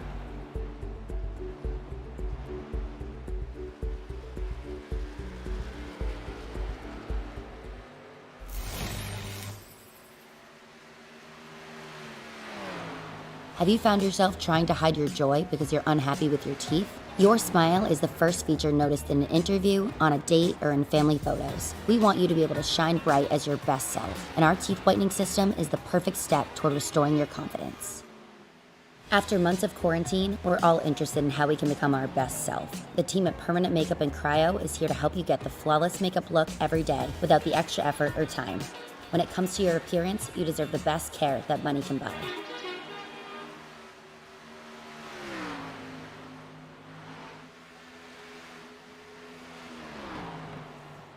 After months of quarantine, we're all interested in how we can become our best self. The team at Permanent Makeup and Cryo is here.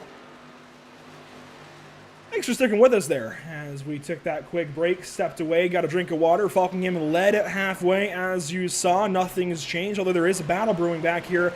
Bobby Cheney just behind Zoltan Herzeg as he goes by the Lat Hayes booth. And here's Zach Lindgren. He's worked his way into the top 10, not quite the top 5.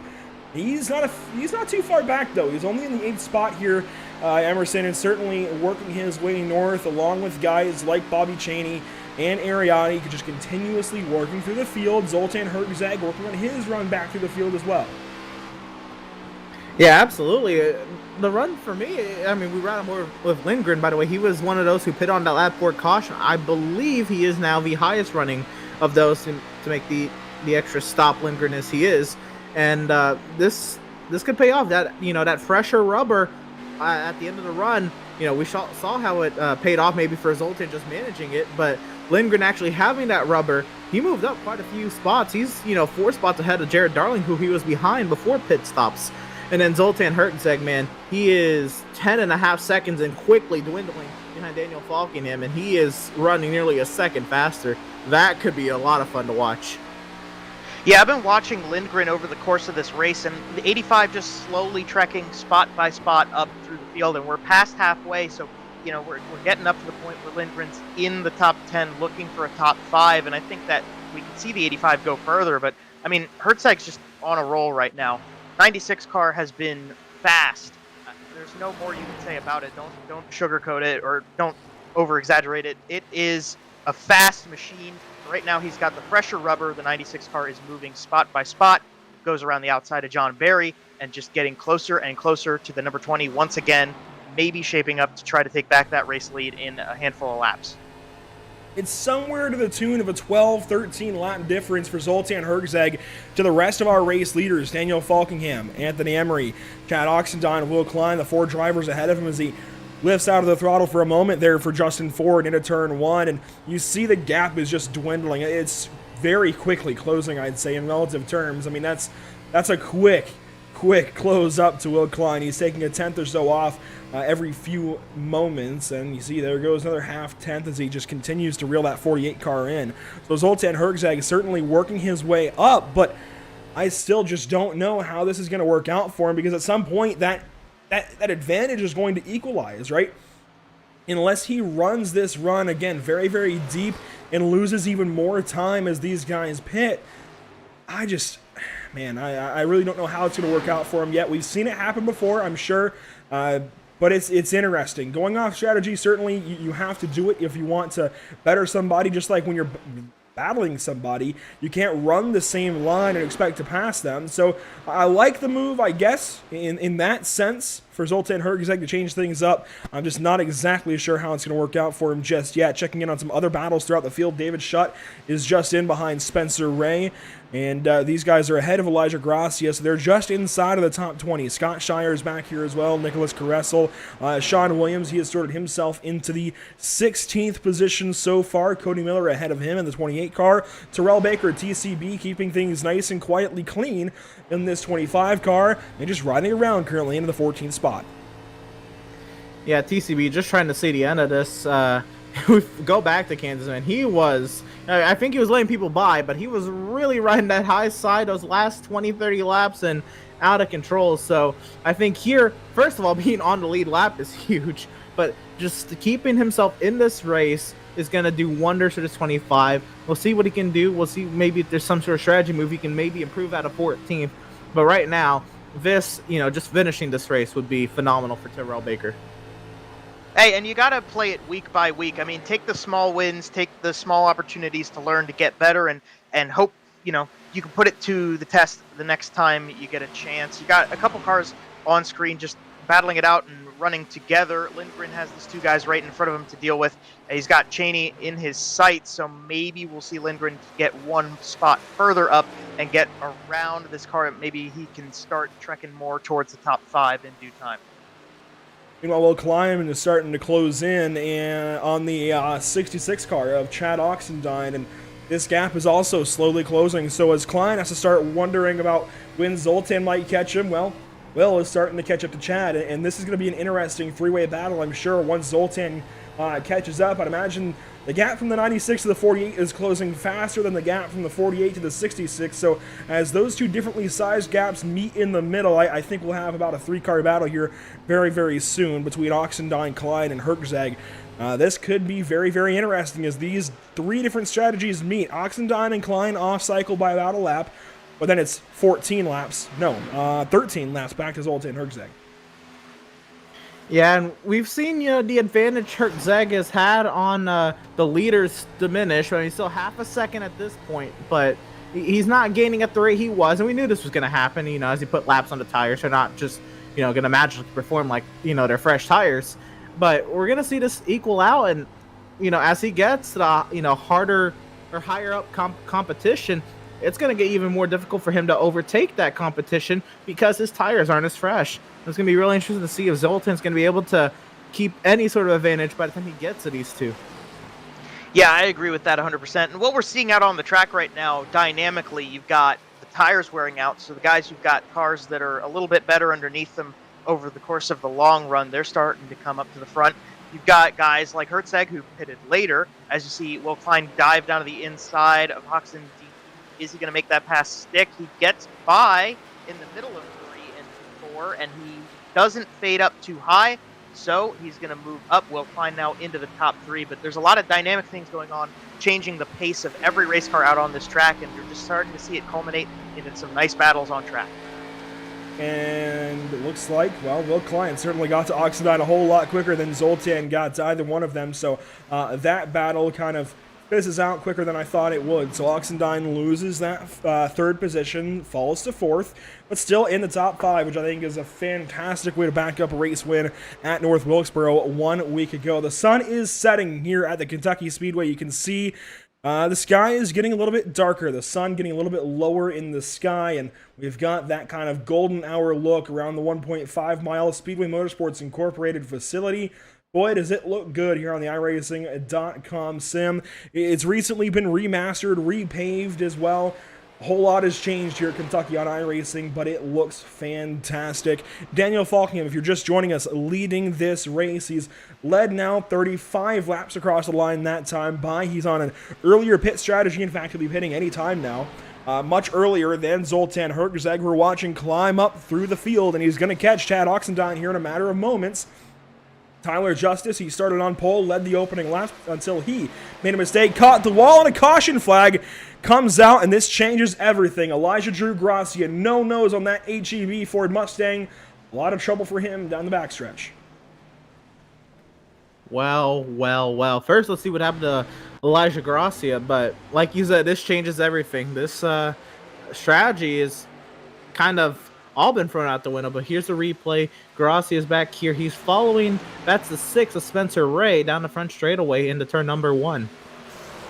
Yeah, so he's following Ray into turns 1 and 2. They stay to the bottom side of the racetrack, nose to tail. They got the 4 behind him. He looks to the bottom side right here. We'll see what happens here. Oh, the 4. Oh, the 4 had a huge run out of turn number 2.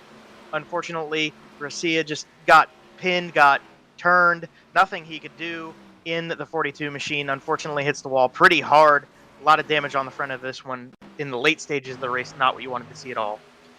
So Scott Shire gets into the 42 of Elijah Gracia just a little bit, and I want to watch this back, particularly from Shire's perspective. It looks like he quickly closes up after a bobble there from the 42, and oh man, it looks a bit more from that angle like he just drives into the back end of Elijah Gracia. I want to watch this again, maybe from a slow-mo perspective, and I just want to see how this all develops. So the 6 car of Madden, you'll see it right there. He gets loose, checks up, and Elijah has to check up along with him. And Shiner's going to go to the inside, but doesn't quite go far enough. And yeah, he simply drives into the left rear of Elijah Gracia, and that's all she wrote. Yeah, that was a difficult balance, to give that car some room, but also keep yourself competitive. Now that spot has opened itself up. And unfortunately, the contact with Gracia turned out to be large enough that there's no more front bumper on that 42 car. Yeah, and that's a tough situation to be in. I mean, you got to be aggressive when you are starting to make passes like that. You see Falkingham coming out of pits right here in the 20 machine. You got to be aggressive if you want to make up time, but you can't be too aggressive, obviously. You see why. So, tough break. Shire definitely didn't want to cause that caution, didn't want to turn a buddy out on the racetrack, but, things happen. It's in the past, and we'll just have to figure things out from here. But Falkingham comes back out on the racetrack. Will Klein right beside him. That might be a nice battle off the restart. We'll see how they do on the restart, but while we have this caution period, let's pick a driver out of the field and talk to him right quick. It's going to be now 7th place running Ariati. And Ari, it's been a quiet run for you so far this evening, a lot like some of your runs so far this season, but a little bit of bad luck has caught you out. How are you changing things this evening at Kentucky? Honestly, just trying to keep the car clean here. I'm finding a really difficult time trying to get through 3 and 4, but just trying to keep the nose clean and just doing the best I can right now. And certainly keeping things clean this evening. You started in the top 10, now you're back into that top 10. There's been a lot of crazy battles back there around that kind of top 10 cutoff, though. What have you learned so far in this race, almost 90 laps in, about 50-some to go? I know the cars, the Cup cars get aero tight. I'm not so sure that's the case in these cars if they implemented that, but it seems like the cars are getting really, really tight if you're right behind someone. So if you can keep your nose clean, get some cleaner, I think you can run whatever line you want to. But so long as you're behind a car, it definitely doesn't drive the way it used to, or it does when you're by yourself. So I'll do my best just to run some clean lines here and see if I can stay in the top 10. In Ari, we've talked about it each week since leaving Daytona, a big difference in that aero package. Do you think that's the difference, a much smaller front splitter just changing things up? And how does the balance change throughout the run? The car's just gotten tighter and tighter throughout the race. It seems like you can run pretty well, maybe 5 laps in, but after that, it's just if you don't burn the right front off, you can make up some positions. But if you run it as hard as you can, then you're just going to go back. So I'll do my best to save my right front here. We got 50-something laps to go, so hopefully we don't have any more cautions, and the long run guys can make their way up front here. Yeah, just inside of 60 laps remaining. Who do you have to thank? Who do you have to shout out so far? I would thank my wife for letting me race here. I 9 months pregnant, she says. John for running the league, and all the guys who show up throughout the week. It's always fun. All right, Ari, thanks so much for that. Amazing feedback, by the way. I'd like to be a crew chief for you after that. That was fantastic feedback on what the car is doing for you. Best of luck so far for the rest of the evening, rather. Like I said, just under 60 laps to go. Go get them. I appreciate it. Ariati working now inside the top 10. We'll see what he can do in this little run to the finish.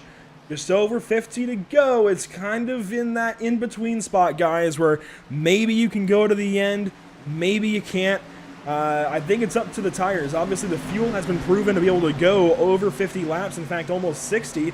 I think over 60. But it's a matter of whether or not you want to actually run the tires out that far. And to be honest, I think it might be more beneficial to do so. Yeah, absolutely. I think the drivers who push early here, they're going to be the ones in trouble late just because of the length of this run. But we'll see how this all plays out. Daniel Falkingham will lead us back to the green flag. This lap 87 of 134 will be second lap 88 of 134 when we grab the restart and grab the green flag, this time by the Kentucky Speedway grandstands. Thank you so much for joining us this evening on Pit Stop TV. It's been a fantastic NORC race number 5 of the NORC iRacing Series Season 13. The whole field doubled up, ready to go back at it. Daniel Falkingham, he launches off the bottom side and leads us back to green.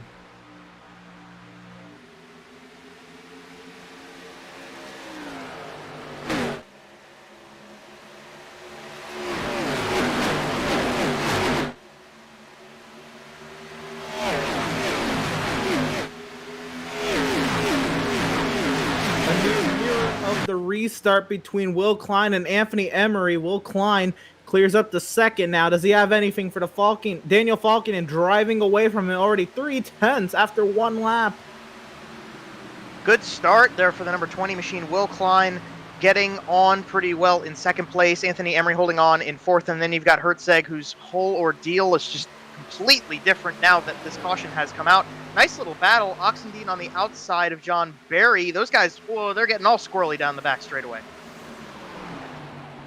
Barry on the outside of Cheney now is a great catch in 1 and 2. Things shake up behind him. Ariotti now loses a spot down to 8th. There's Zach Lindgren as well as the side-by-side battle continues for Barry and Cheney. And they will maybe single file out to turn 1. No, Cheney still on the inside as Falkingham went purple that time through. Will Klein second place, and Emery, Hertzeg, Oxendine in this battle. Cheney on the inside of Barry, still trying to work itself out. Sunset here, Kentucky. We're working into the nighttime hours. And these cars, they're going to grip up a little bit more in these corners. You might be able to push it harder to 3 and 4, but at what cost? You know, that right front tire still has to survive the rest of this race. Look at this field fly by as they try to get single file, try to fight for the positions that they're going to try to settle themselves into and where they're going to fight these next 45 or so laps now. Yeah, I was going to mention we're getting into the nighttime, so the temperatures will slowly but surely cool off. That will let the guys get a bit more grip out of the tires and these cars. And over the ending stages of the race, it might let a couple other guys get quicker out on track. Ariotti's got some trouble down to the inside. Darling trying to make the one spot closer to the front right now. They go side by side down the front stretch, but maybe we'll see some dynamic changes in who's got the really fast cars as we get closer and closer to the nighttime. Just over 40 to go now as we near in on that kind of 40 to go cutoff. Man, we have really quickly worked into the latter stages of this race, haven't we? That green run really knocked a whole lot of laps out of the way. John Barry looking to the inside of Oxendine in the 74. He's got some pace this evening. He might have something as this race goes on. Loses a little bit of time that time out of 4 as Oxendine. Boy, was he sideways a little bit. Zoltan Herczak, I wonder what he's going to do over this run here, Emerson. A whole lot's changed, obviously. His strategy out the window. But he does have the knowledge in the bank of how to run that long run. And, I mean, he had taken the race lead or was about to take the race lead when Falkingham pitted that first time. So, certainly, I think he is the best in the long run of the few that we've seen do it. And he just might have to go to the end to win this race. Yeah, absolutely. The thing different about this run is he doesn't have to go as many laps as he was trying to earlier. So he can use up a little bit more of that tire to try to find his way or fight his way into that spot to maybe have a shot at Falkingham, because you don't want to give yourself too little laps to attempt the overtake, but also you don't want to use up your stuff too quickly. It's a difficult balance, but Zoltan seemingly looked like he could really stretch those tires out so far at such a high rate of speed that he might be able to do something in these final 40 laps. Yeah, my big thing right now that I'm watching with the 96 car is just whether or not he uses it up super quickly. He's got Oxendine right behind him who's putting pressure on for sure in the 66, but you got to think he knows how to run long. He did so earlier on in the race, went way longer on a pit stop than anybody else in the field, as we got a couple other really nice battles going all the way through the field. Mercier down the inside of Schutt, or at least trying to get it done. Schutt's actually got some momentum on the top side, going to pull it off, but I'm concerned. I'm wondering, are we going to see Hertzeg run that car out long, or is he going to use it up? Tom Mercier, the changeup out of turn 4, looked to the outside of David Schutt as they came across the line, settles back in a 10th spot. He, for a moment, had 9th on David Schutt, but had to give that spot back up as they continue to fight just inside the top 10. I want to look through the field a little bit for somebody who is in the 17th position currently. Tyler Justice, our pole sitter earlier on, led 31 laps en route to the turn 4 wall as he passes up that spot where his race completely changed forever. And to be honest with you guys, without another couple of cautions, I just don't know if he's going to have any kind of comeback drive. Sitting pretty comfortably, it looks like, in 17th right now, and I'm just not so sure that he's going to be able to work in front of guys like Scott Shire, Aaron Smith, Spencer Owens immediately ahead, as well as guys in the top 10 like Zach Lindgren, Bobby Chaney, John Barry. So I just don't know if he's going to get back into that top 10 at all this evening. The race certainly still not over, like I said earlier on when he initially hit that wall, but it's going to take at least another caution or two before he is at all competitive within this field. Oxendine still working on Zoltan Hertzeg now that he's been able to kind of stay ahead of John Barry for a couple of laps. Into the inside of the 96 he'll go, but he backs up a little bit. That outside line paying dividends for Zoltan. Now this is interesting. Zoltan now having to play defense here early in the stint. You don't want to put yourself, in a spot where you have to pass more cars to try to get forward. We know he can get up there, but is this maybe him trying to save, or is this, is his advantage really on the long run? He's struggling at this point of the run. Another thing I want to point out is TCB has disconnected from the servers, so once again, not going to be able to see the end of this race, at least in one piece, that is. That's a tough break for Baker. Obviously was trying his best to get through this run and get further into this event, but unfortunately going to be leaving it this early with plenty of laps left. So obviously some of those back markers going to try to get that one spot up. Checking out a replay here, you got Hayes Booth. Nice little run. These guys getting a little close with Baker. Actually, maybe we'll see if anything comes of this. Emerson, you just dished everybody watching this evening the worst news of the night. Terrell Baker, big problems towards the latter stages of this race. Looks like about lap 95 or so, his race going to be over. He was just behind Hayes Booth, as you mentioned, Joe, just in front of Sean Williams there, one of his Team TCB teammates. Taylor Frey also in tow, and we'll see what happens. Into turn 1, this is a little ways back. I'd imagine it's going to happen this time or the next time through. So just getting an idea of what was going on here for TCB off of the restart. He fights in behind Sean Williams, and we're going to wait to see how this develops. He caught the wall there off of 2, and we've already seen with Tyler Justice, how any, wall damage can really affect your car. But that's not going to help TCB's case. It's continue to watch him coming down the front straightaway here, tailing his teammate. Yeah, he's right behind Sean Williams. I mean, things are looking pretty okay right now. He did catch the turn 2 wall, but outside of that, I mean, we're running pretty solid right now with Baker coming out of turn 2 again, so he doesn't hit the wall this time. So interesting that it's just looks like it's going smooth, but that's how things go. It looks like it's going fine, everything's going sweet and peachy, and then something just goes wrong, and it doesn't take long to go wrong.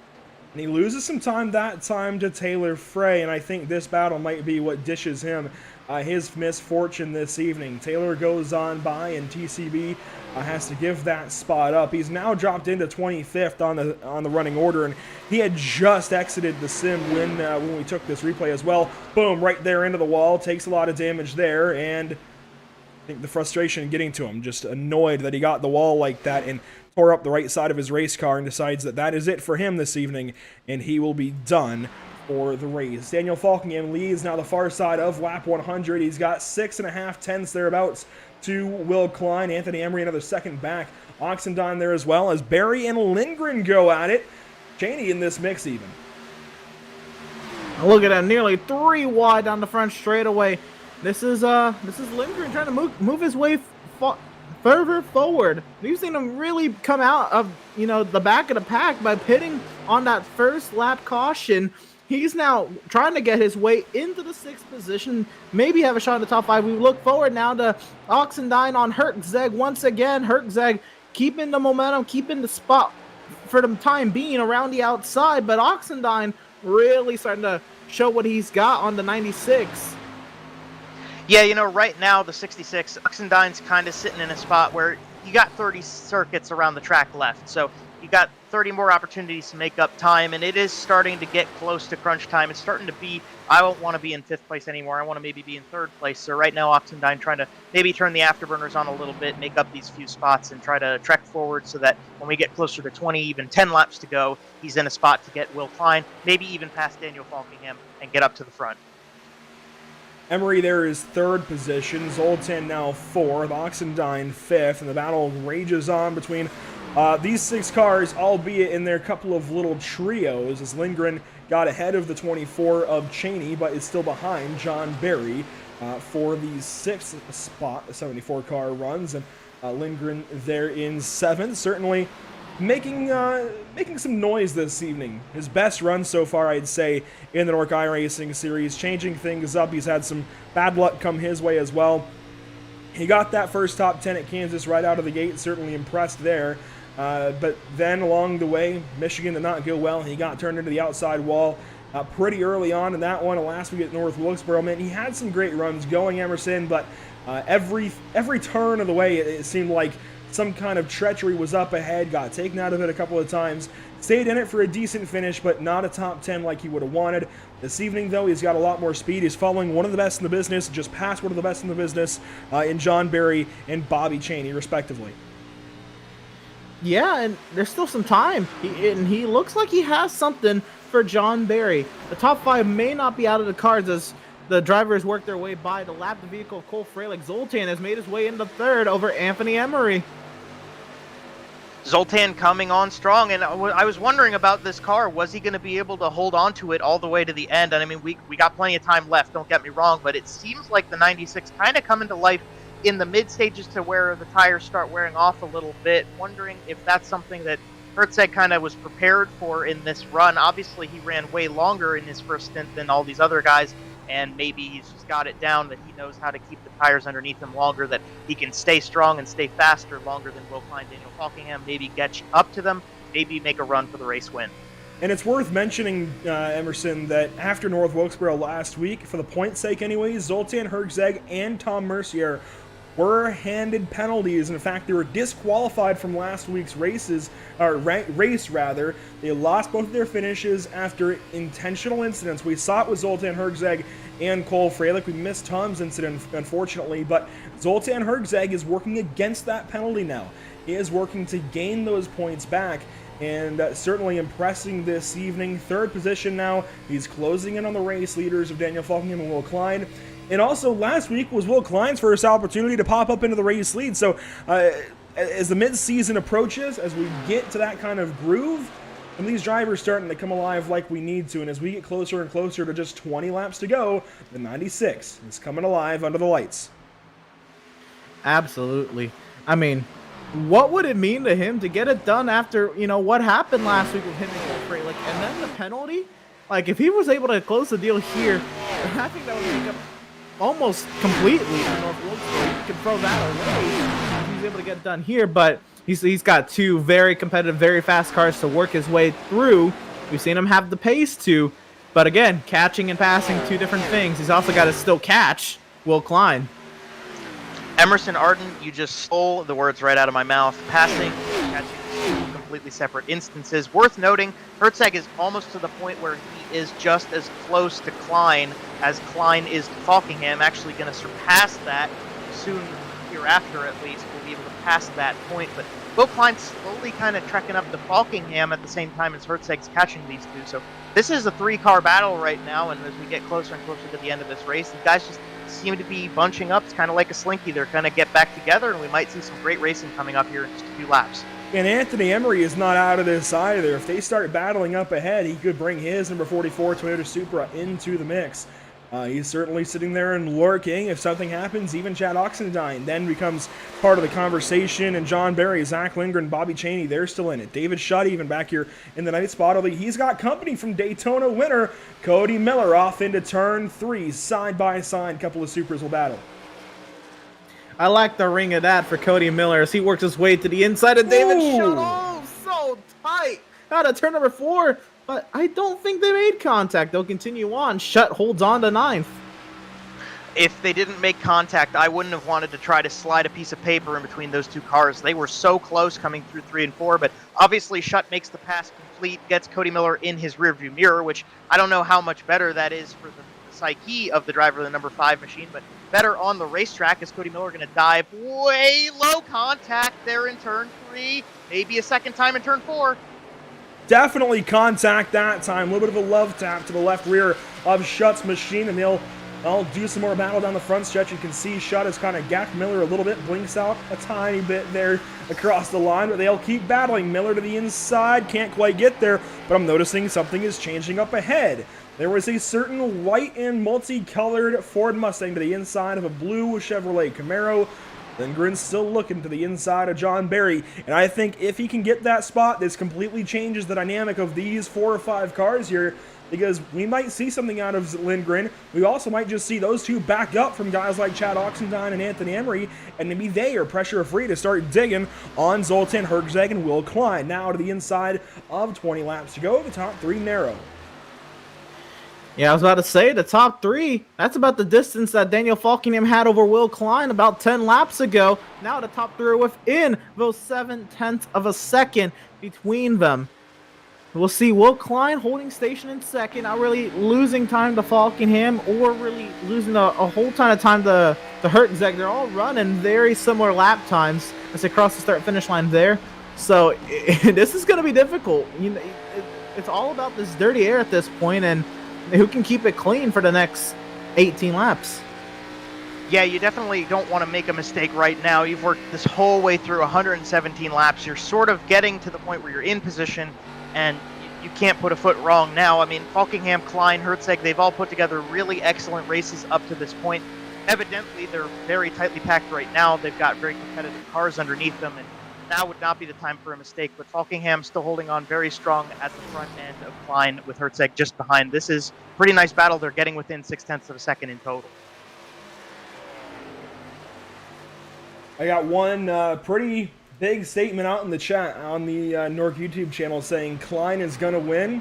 That's not a bad pick right now, guys. I think we've kind of overlooked the 48 card just a little bit because the 20 and 96 has simply been louder this evening as they continue to narrow up this gap. Well, both gaps from first to second and second to third. Things just getting tighter, getting closer. I want to say Will Klein is certainly the veteran as far as more races run than Daniel Falkingham, but when it comes to races won, Zoltan Herzeg beats both of these guys out, mostly by virtue of last season, season 12, and the 1987 Cup cars as Klein pops the fence on entry. I don't see any damage. I think he'll be okay. Zoltan Herzeg has 9 wins to his name. Klein and Falkingham, after Falkingham's 2 wins this season, tied up at 6. So it feels like Will Klein certainly been in NORC a whole lot longer. I'm sure the viewers will agree. But oddly enough, Zoltan Herzeg, 3 more wins than either of the drivers up ahead. We'll see how these 3 overall NORC veterans do in this battle to the end. Well, one of these 3 looking to add at least 1 win to their name. It couldn't be none of these 3 also, but we have 15 laps to go, and it continues to tighten up. But again, the top 3 still staying about equidistant from one another. This is really, really interesting to me that Klein is catching Falkingham at a very similar pace that Zoltan's catching Klein. Well, now Zoltan all over the back end of Klein. We watch this battle once again. Lindgren trying to complete the pass on John Barry into turn 1. He's got to send it in there, I think, if he's going to want to complete it, and he should clear there, back up front. Lindgren has just been slowly trekking off spot by spot, and he does so right now to get into 6th place. Meanwhile, 3-car race for the lead. They're nose to tail coming through 3 and 4. Falkingham's got a full mirror of 2 fast, hungry drivers behind him. Will Klein, Herzeg right behind him as well. Herzeg looked way to the bottom side, trying to stick the nose under the 48 and get up a spot into turn 1. They go side by side. Falkingham going to duck in low. side by side behind him should give him a little bit of a run through the corners, as Will Klein not giving up in that 48 up top. Zoltan quick to make his move, quick to show his hand. Now Klein looks to the inside of Falkingham. They all get back in line. That was interesting from Zoltan to go so quickly to the inside of the 48 car. We'll see what they do this time out of 4.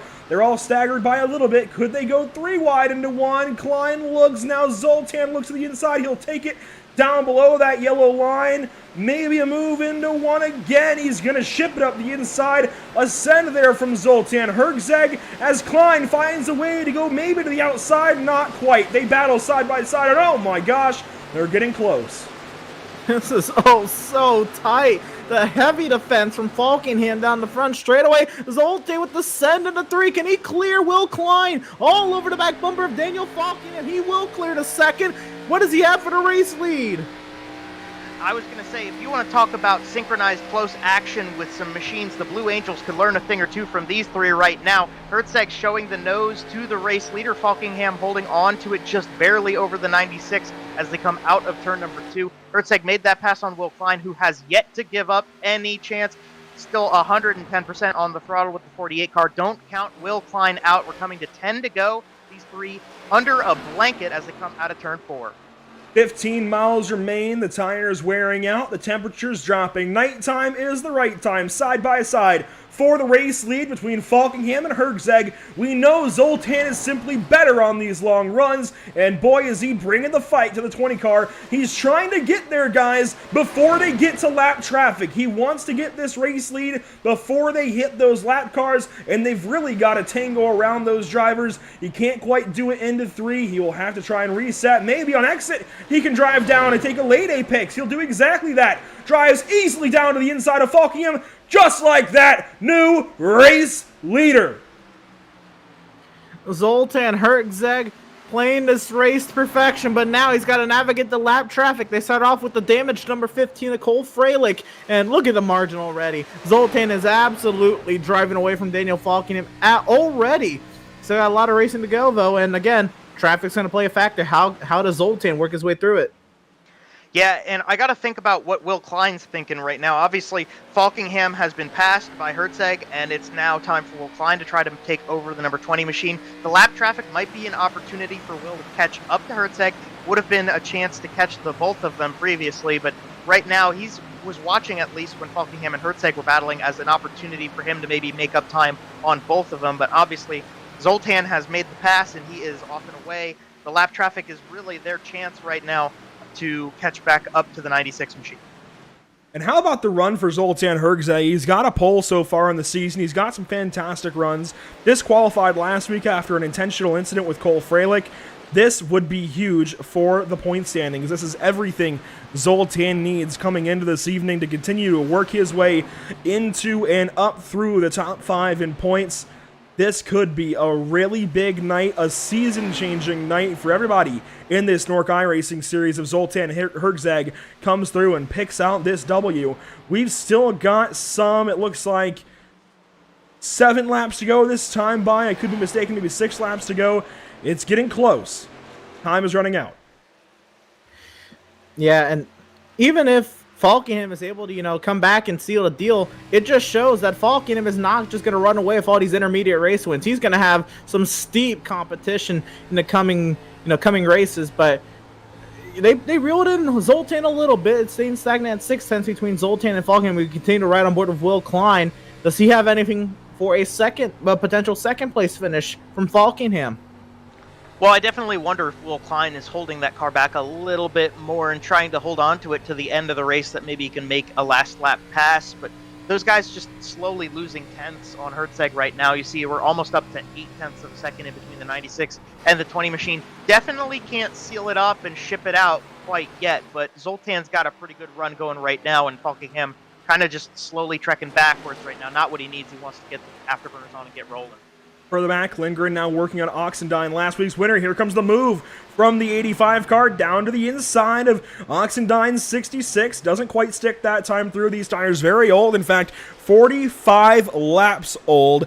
There's another battle back here. The 24 and 28 going at it. Bobby Chaney on the offensive trying to work his way. Actually, no, I think trying to stay in front of Cody Miller, rather. So this is Cody Miller on the offensive, Bobby Chaney on the defensive. And Bobby's just trying to hang on. There we go. The Toyota Supra of Cody Miller works his way back by Bobby Chaney, and that is a net gain, of course, for the 28 car of Miller. Chaney pops the wall even. Now, inside of 4 laps to go for race leader Zoltan Herzeg. He's going to make it 3 more circuits around this facility, this time by the start-finish line in a battle for second getting underway. It's getting very tight here. Will Klein, we saw how hard he had to defend against Zoltan Herzeg. Did Falcon maybe watching his mirrors, see, what kind of defense Klein was trying to put on, but here comes Klein. He's got a huge run off of turn 2. He's going to send it down to the inside. Can he get his fender down there in the 3-vo? That's going to be important. Can he take the line away? I was wondering if Will Klein would try to mount some sort of late stage run right here, and it looks like down the inside he attempted it, at least coming to 2 laps left in this race. Oh, he almost looked like he got chopped a little bit by Falkingham. They had room, but it was kind of nerve-wracking from afar. Will Klein still holding on to the 20 machine through 1 and 2. Not really the place you want to try to make a pass, so we'll see if Will Klein tries to woe that car back up and get some speed into the turn 3 area. See if he dives underneath Falkingham. Maybe not this time, but he's got another lap to try to do it. As Herzeg's leading us out of turn number 4 this time. Going to see the white flag one more time around this track. Time running out for the entire field to do anything in their respective battles. White flag, 1 lap to go for Zoltan Herzeg at the Kentucky Speedway. Into turns 1 and 2, we quickly learned he was best on the long run, even after a few comers and goers through that initial run. And Will Klein down to the inside of Daniel Falkingham. This, the battle for second place. Falkingham hangs on despite slipping in this final little run to the end. The 20 car should come through 3 and 4 to claim second place, while Zoltan Herzeg reasserts himself as a championship contender. Can he go back-to-back? He will at least win a Kentucky Speedway and begin his championship defense campaign. What a stellar drive from Zoltan Herzeg. I mean, he played this race phenomenally. I think the master of tires, at least at the front of the field, and he deserves it. He just knew exactly what to do when it came to those tires. And by the way, we start in the daytime. We're finishing under the lights here at Kentucky. Yeah, I wondered if that was going to play a factor getting into the nighttime and the track cooling off a little bit. We were nervous about that yellow, if it was going to disrupt Herzeg's strategy, and it did, but at the same time, Zoltan, over the course of the race, he was able to hold on to tires better than anybody else. He knew how to run the long term, and when we got that later stage caution, 45 laps on those tires, it just seemed to work in his favor. Burn it down in front of the house. Excellent stuff from Zoltan. Well-deserved victory for the 96 team. That, my friends, is a big W for Zoltan Herzeg as he looks to back up his championship from 1 season ago. Enters season 13. Took a little while to get going, but once he did, boy, that 96 has been on fire. Enters this evening 3rd in the point standings and is quickly going to start making up ground. He might even be 2nd after this one, but Falkingham was right behind. It's going to be a while before he gets up there and battles for a points lead. We will step aside. We'll be right back to you momentarily with post-race coverage and top 3 interviews with Zoltan Herzeg, Daniel Falkingham, and Will Klein this evening from the Kentucky Speedway. Herzeg wins it in an epic battle down to the line. Don't go anywhere. Post-race coverage on the way.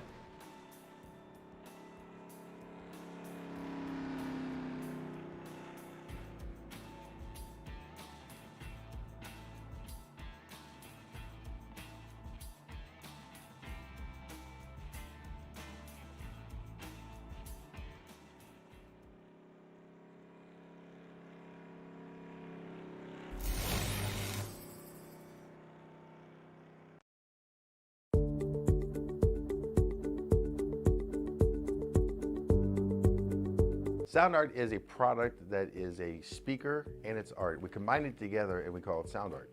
What makes it so unique that any picture can be your speaker? Sound art gives you the high quality sound without the ugly speaker. This isn't a picture with the speaker is the speaker. Just imagine your wedding picture uploaded onto a canvas, and now it's speaking 10,000 tunes. I mean, it's a very cool concept. What we like so much about it that you can take anything that means something very special to you, upload it on the canvas, have it hanging up in your room, your balcony, wherever you want to put it, and now it's a speaker. I mean, how cool is that? It's something that we have that and no one has. No one has this product. It's just a great gift to give anybody. It's just a neat concept. Around here we say, art never sounded so good.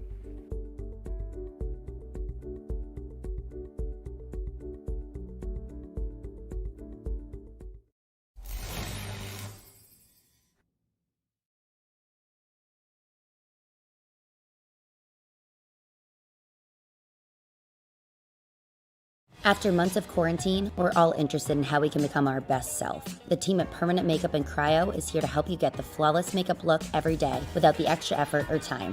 When it comes to your appearance, you deserve the best care that money can buy.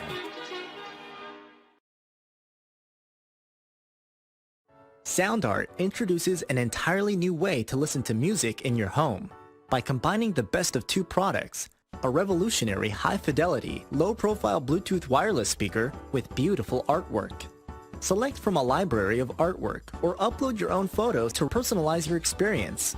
Sound Art ushers in an era of invisible, beautiful, and amazing sound throughout your home and redefines your entire entertainment system.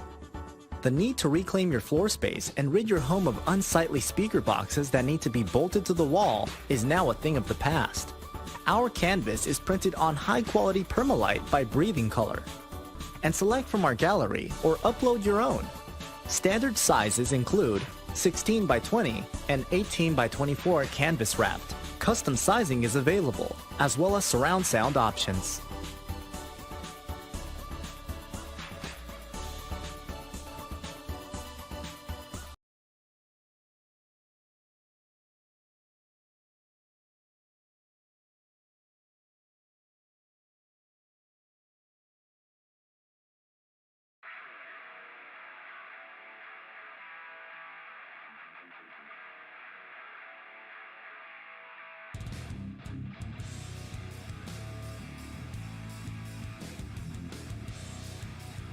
Welcome back to the Kentucky Speedway. We just saw an epic fight to the finish.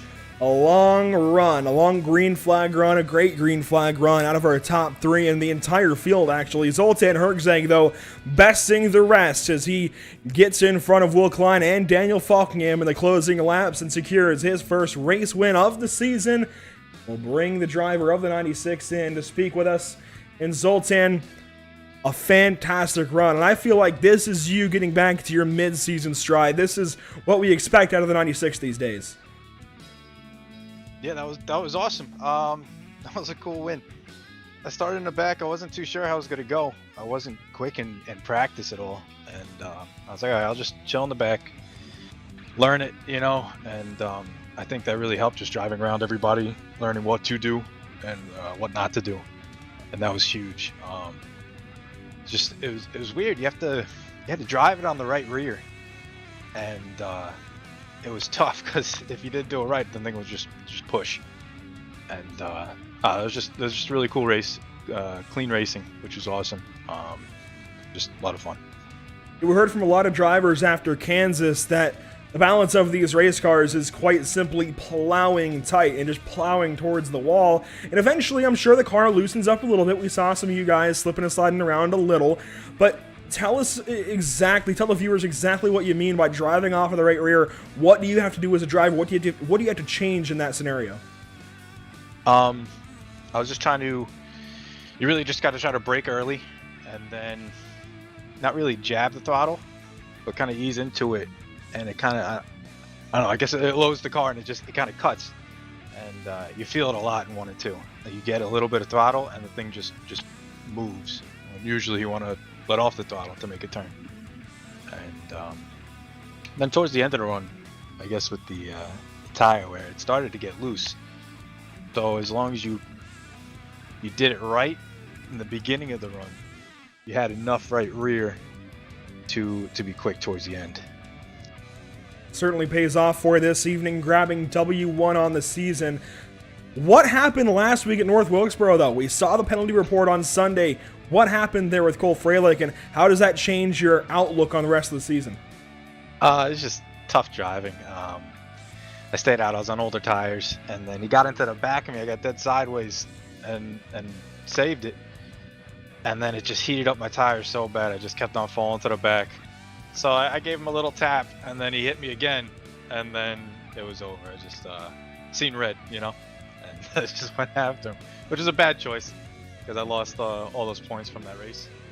But this win will definitely help gain some of those points back.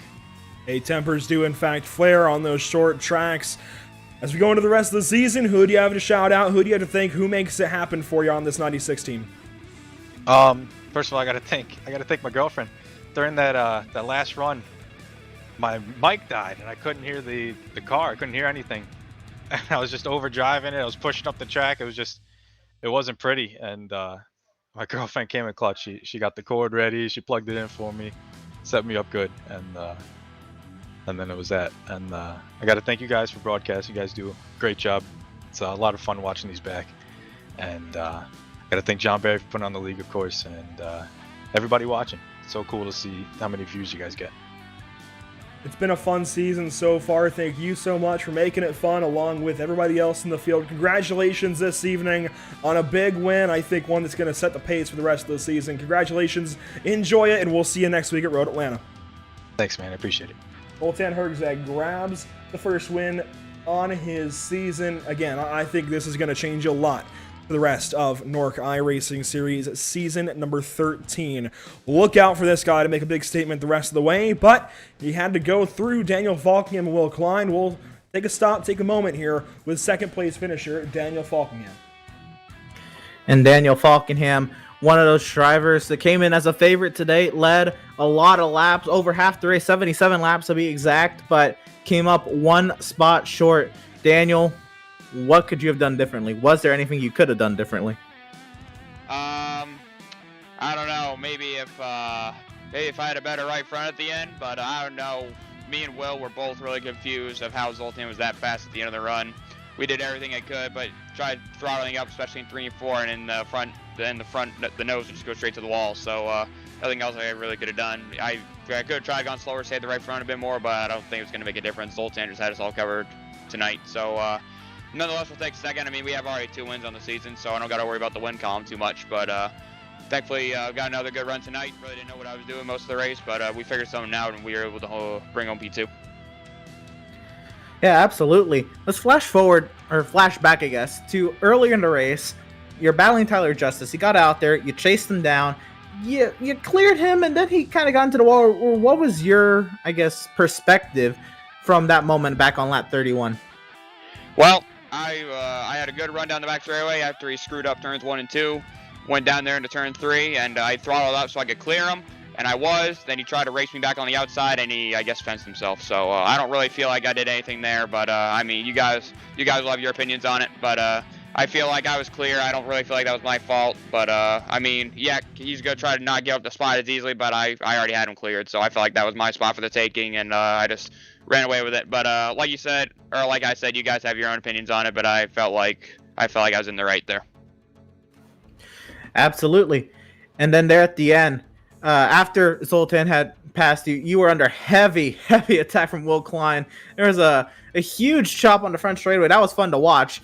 Talk to us about that, that battle there towards the end and his send into 1 and 2 on the final lap and all that jazz. Yeah, I saw him standing down in there. I wasn't too worried because I knew he was going to get tight underneath me, and I can just throttle right back up around the outside. And once I knew I had a good distance going into 3, I didn't have to worry about him too much because I think he definitely had a better right front than me there at the end. But I knew I could hold him off. He wasn't as quick as Zoltan there at the end, but felt like I could have hold him off there at the end, and I did. So thankful to do that. I was just glad we were able to at least hold one guy off that had better tires than us. So I'm very, very appreciative of that. Well, there you have it. Finishing up here in Kentucky. How do you feel about the road course down in Georgia, Road Atlanta? road courses are my jam. I'm looking forward to next week. I feel like we'll have another strong showing. I know Aaron's going to be fast. I think you'll probably see me and him battling next week, but I love the road courses, and Road Atlanta has been a pretty fun road course to drive. I've never driven it in the Xfinity cars before, so I think it'll be a good time. Like I said, I love the road courses, so hopefully we can have another strong showing next week and hopefully be one spot better. There you go. One final question. Who do you have to thank? Who do you have to shout out? Who makes things happen for you? Yeah, I just got to thank John Barrett for the league. I got to thank everyone who comes on and races each and every week. Congrats to Zoltan on the win. He had us covered once again. I got to thank you guys for putting on the broadcast. You guys have been killing it with the broadcast these last few weeks. I'm going to definitely go back and watch this one. And thanks to all the fans who watched us on Pit Stop TV as well. And thanks to my personal sponsors, First Aid Bait and Lobster 207. Absolutely. Congratulations on your second place finish. Best luck to you next week at Road Atlanta, Daniel. Thank you, Emerson. I appreciate it. Absolutely. And that was Daniel Falkenham, our second place finisher. And we'll send it over to Joe Donahue, standing by with third place finisher, Will Klein.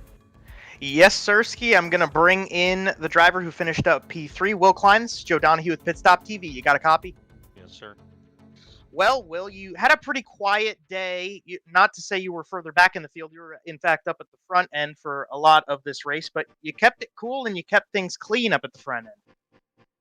Well, I was out to lunch on that first run. I did not know what I was doing. Like, I'm pretty sure that was the first race I did at the new pavement. So I had no idea what I was doing, and that's why I went back to fifth. Well, you held on to a solid run throughout the course of it, and at the end of the race, you were in position. You had a nice little 3-horse party going at the front end of the group. Didn't quite catch and pass Falkingham or Hertzeg for the race lead, but you got to shake things up for a while, and it was exciting to watch. I'm sure it was exciting behind the wheel. Yeah, it was. I wonder what Zoltan was.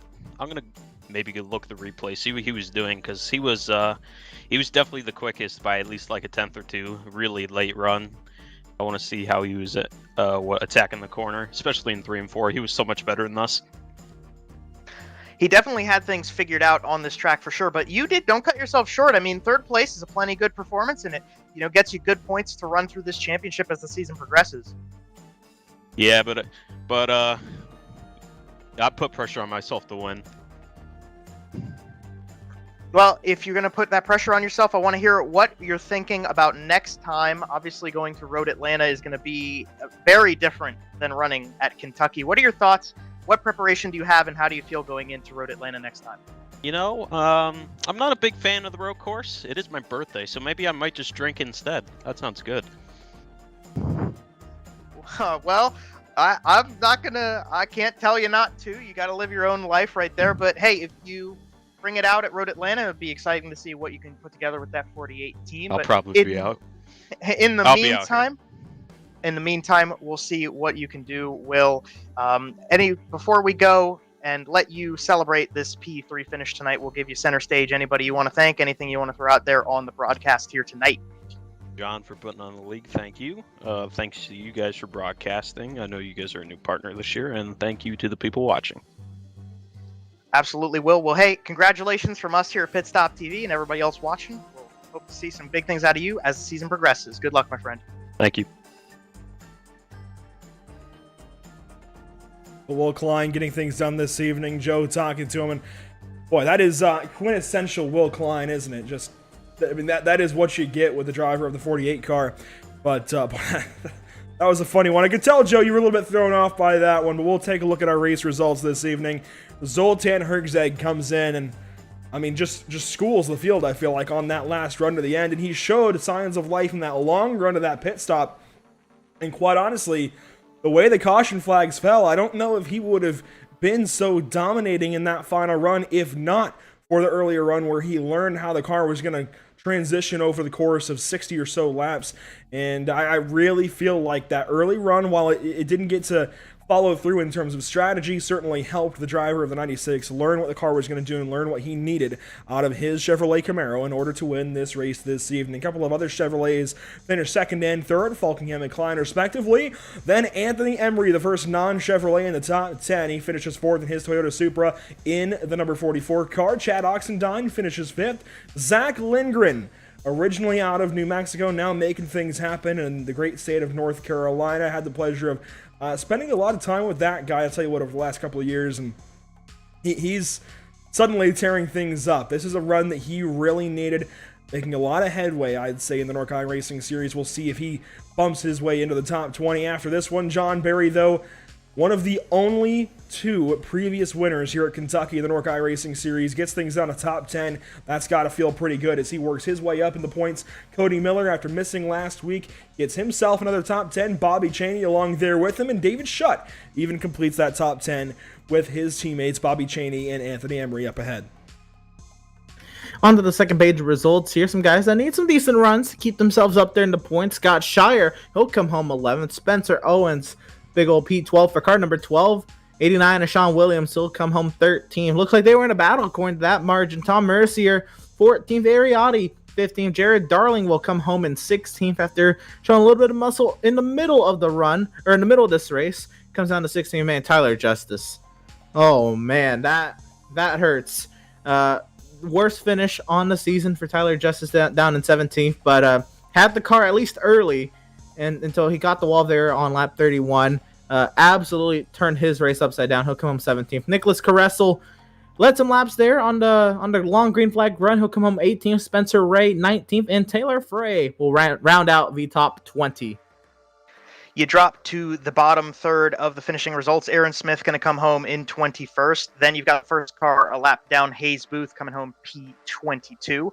Patrick Colby going to round it out in 23rd tonight. Justin Ford in the 00 will be 24th. Elijah Racia going to be coming home in 25th spot at the end of this one. And the guy I often refer to as the Madman, Cole Freilich in P26th. TCB, unfortunate turn of events, doesn't finish this race. He rounds out in 27th with Josh Robin in 28th behind him. Sean Powell got caught up early in this race, finishes P1 with the 30th and final driver in the field. Brett Kunkari, tough way to start this race, rounds it out in the back end, last spot on the field. We see a couple of big slides out of several drivers this evening. Guys like Tommy Gossett not making it out to Kentucky. I believe Sheldon Lockie, Brett Kunkari in that list as well. Point standings have been updated on the NORC side of things. We'll have that graphic out on social media here soon. We won't have it on the broadcast, unfortunately. I can tell you, Daniel Falkingham works his way now to 23 points ahead of Tyler Justice and Tyler's Misfortune. I know Tyler not happy with that. If those two battle next week at Road Atlanta, I tell you what, there's a particular chicane down 10A, 10B that could come into effect and might just be the perfect spot for a quick bump and run. We'll see how that goes next week. But certainly Tyler Justice not happiest about that. Zoltan Herzeg up a few spots, now puts himself, well, actually keeps himself in third, but much closer, and gets ahead of Chad Oxendine. No, he does move up a few spots. He gets ahead of Chad Oxendine, now into third. Those two are tied, but Zoltan gets the tiebreaker with the race win now. And, well, I guess with the most recent race win, I think the tiebreaker actually goes down to top 5. Zoltan has 3, and Chad looks like has 2. So the tiebreaker going down to top 5s even for those two drivers. David Shutt in 5th. A lot of things changing through the top 10. Spencer Owens, he works his way up into 9th. John Barry in 8th position rather, but Tommy Gossett dropping way down. I can tell you Zach Lindgren, he's now in the top 20. Bobby Chaney gets even closer to the top 10. Sean Williams as well. So a lot of big runs from a lot of these guys. Jared Darling, he puts himself now in 15th. But Sheldon Lockie, Brett Pinkari, Tommy Gossett, they all missed this evening and will start to slide. Final thoughts, though, from you guys after a fantastic run this evening at Kentucky. Fun race to watch. Once again, Kentucky is not known for its action, but tonight, I mean, we had some great battles. And once again, I think it's just the caliber of drivers we have. I now really can't wait to see these guys both turn right and left next week at Road Atlanta. That's a fun little course. Once again, NASCAR stock cars don't go and race there. I've only heard of test sessions there, and should be fun. Yeah, for those who follow the series regularly, they'll know this is my first time here with Pit Stop TV. It's a blessing to be here and to have experienced this race tonight. I thought everybody out on track just extremely impressive as a field of drivers to be able to run so well together. And obviously, what more can you say about Herzeg? I mean, a great run to the finish for him and just put it together. Great effort. And to all the field, too. Great effort here at Kentucky. I'm sure it's kind of up in the air for a lot of them about Road Atlanta, but for the rest of us, it's exciting to see what's going to happen next week, and I'm excited to tune in and see myself. Emerson, did I hear you say Kentucky isn't known for fantastic finishes, isn't known for action? Think back to Cole Custer last year. We got Kurt Busch and Kyle Busch dueling just a couple of years ago. I think Kentucky is slept on. Unfortunately, no longer on the NASCAR Cup Series schedule. We'll see if it makes its return one day. But I'll tell you what, Kentucky's been home to a couple of fantastic finishes throughout the years. I think the low downforce kind of era of the NASCAR Cup Series hurt it a little bit, but when you pack these drivers up, I think you certainly can go at it side by side, tooth and nail, and have some fantastic runs to the finish. And we saw exactly that this evening, albeit in the NASCAR Xfinity cars. You see Zoltan Herzeg's Chevrolet Camaro doing some burnouts here on the front stretch. Before we go this evening, of course, want to remind everybody, these broadcasts brought to you by some wonderful people. And these Pit Stop TV broadcasts would not be possible without the likes of Tucson Sound Art, your picture, your music. You provide the image you want, they will custom create a beautiful framed high-quality canvas with a built-in Bluetooth speaker. We play their ads each and every broadcast. You can see what the device looks like and kind of how it all works, and it's a fantastic device as well. I've got one on my wall behind me. I certainly stand by the product, so much so that you can get 10% off of your order when you use promo code PitStopTV at checkout from TucsonSoundArt.com. These broadcasts also brought to you by Race Pace Setups, another product I stand by wholeheartedly. I've used these setups before in iRacing endurance events, and they have now won us a race at Spa in the Creventic Endurance Series with Whiplash Racing. Certainly a fantastic setup builder over there is Tyler Campbell and the rest of the Race Pace team. They will get you moving a whole lot quicker in your next iRacing road event. Just go to their Discord, check out what they've got. You can even special request a paint scheme. All they are, not a paint scheme, rather a setup. That kind of threw me off. All they ask for is a couple of donations to go their way if you can provide them, but certainly you do not have to pay to pick up pace with Race Pace. These broadcasts also brought to you by Permanent Makeup in Cryo in Maine, where you deserve the best care that money can buy. Ashley Bollier and her team of specialists will fix you up the way you need going into the summer season here in 2021. By all means, check them out on Facebook and Instagram at Permanent Makeup in Cryo in Maine and on their website at permanentmakeupinmaine.com. And of course, these broadcasts brought to you by Whiplash Media, the official graphic and camera provider of Pit Stop TV. And we can't forget BAM Racing videos by a race fan for the racing community. Thank you so much for watching this evening, but that will conclude our coverage tonight from the Kentucky Speedway of the NORC iRacing Series. We at Pit Stop TV thank you for tuning in and joining us for tonight's action, and we hope you enjoyed tonight's broadcast. The channel stays active weekly, and you can catch more racing throughout the coming days.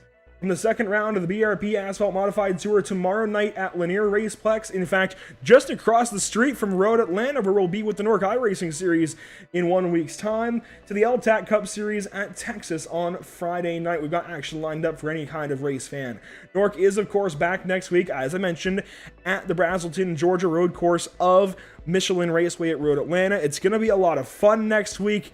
It's a combination that's a little bit, I think, underrated. They've done it before. I think it'll look pretty good in 1 week's time as well. I'm looking forward to seeing who grabs the first road course win of the season. And hey, I believe the eNASCAR iRacing Coca-Cola Series, which is starting up in about 10 minutes, is off next week. Maybe Bobby Zelensky comes out of the woodworks and gives us a show next week down in Georgia.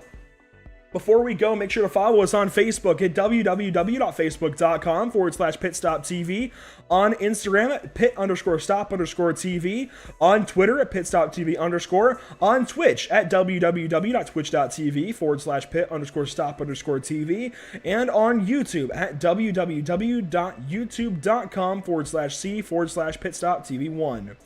For all of Pit Stop TV, Emerson Arden, and the wonderful Joe Donahue subbing in this evening on the mic for Eric Brennan.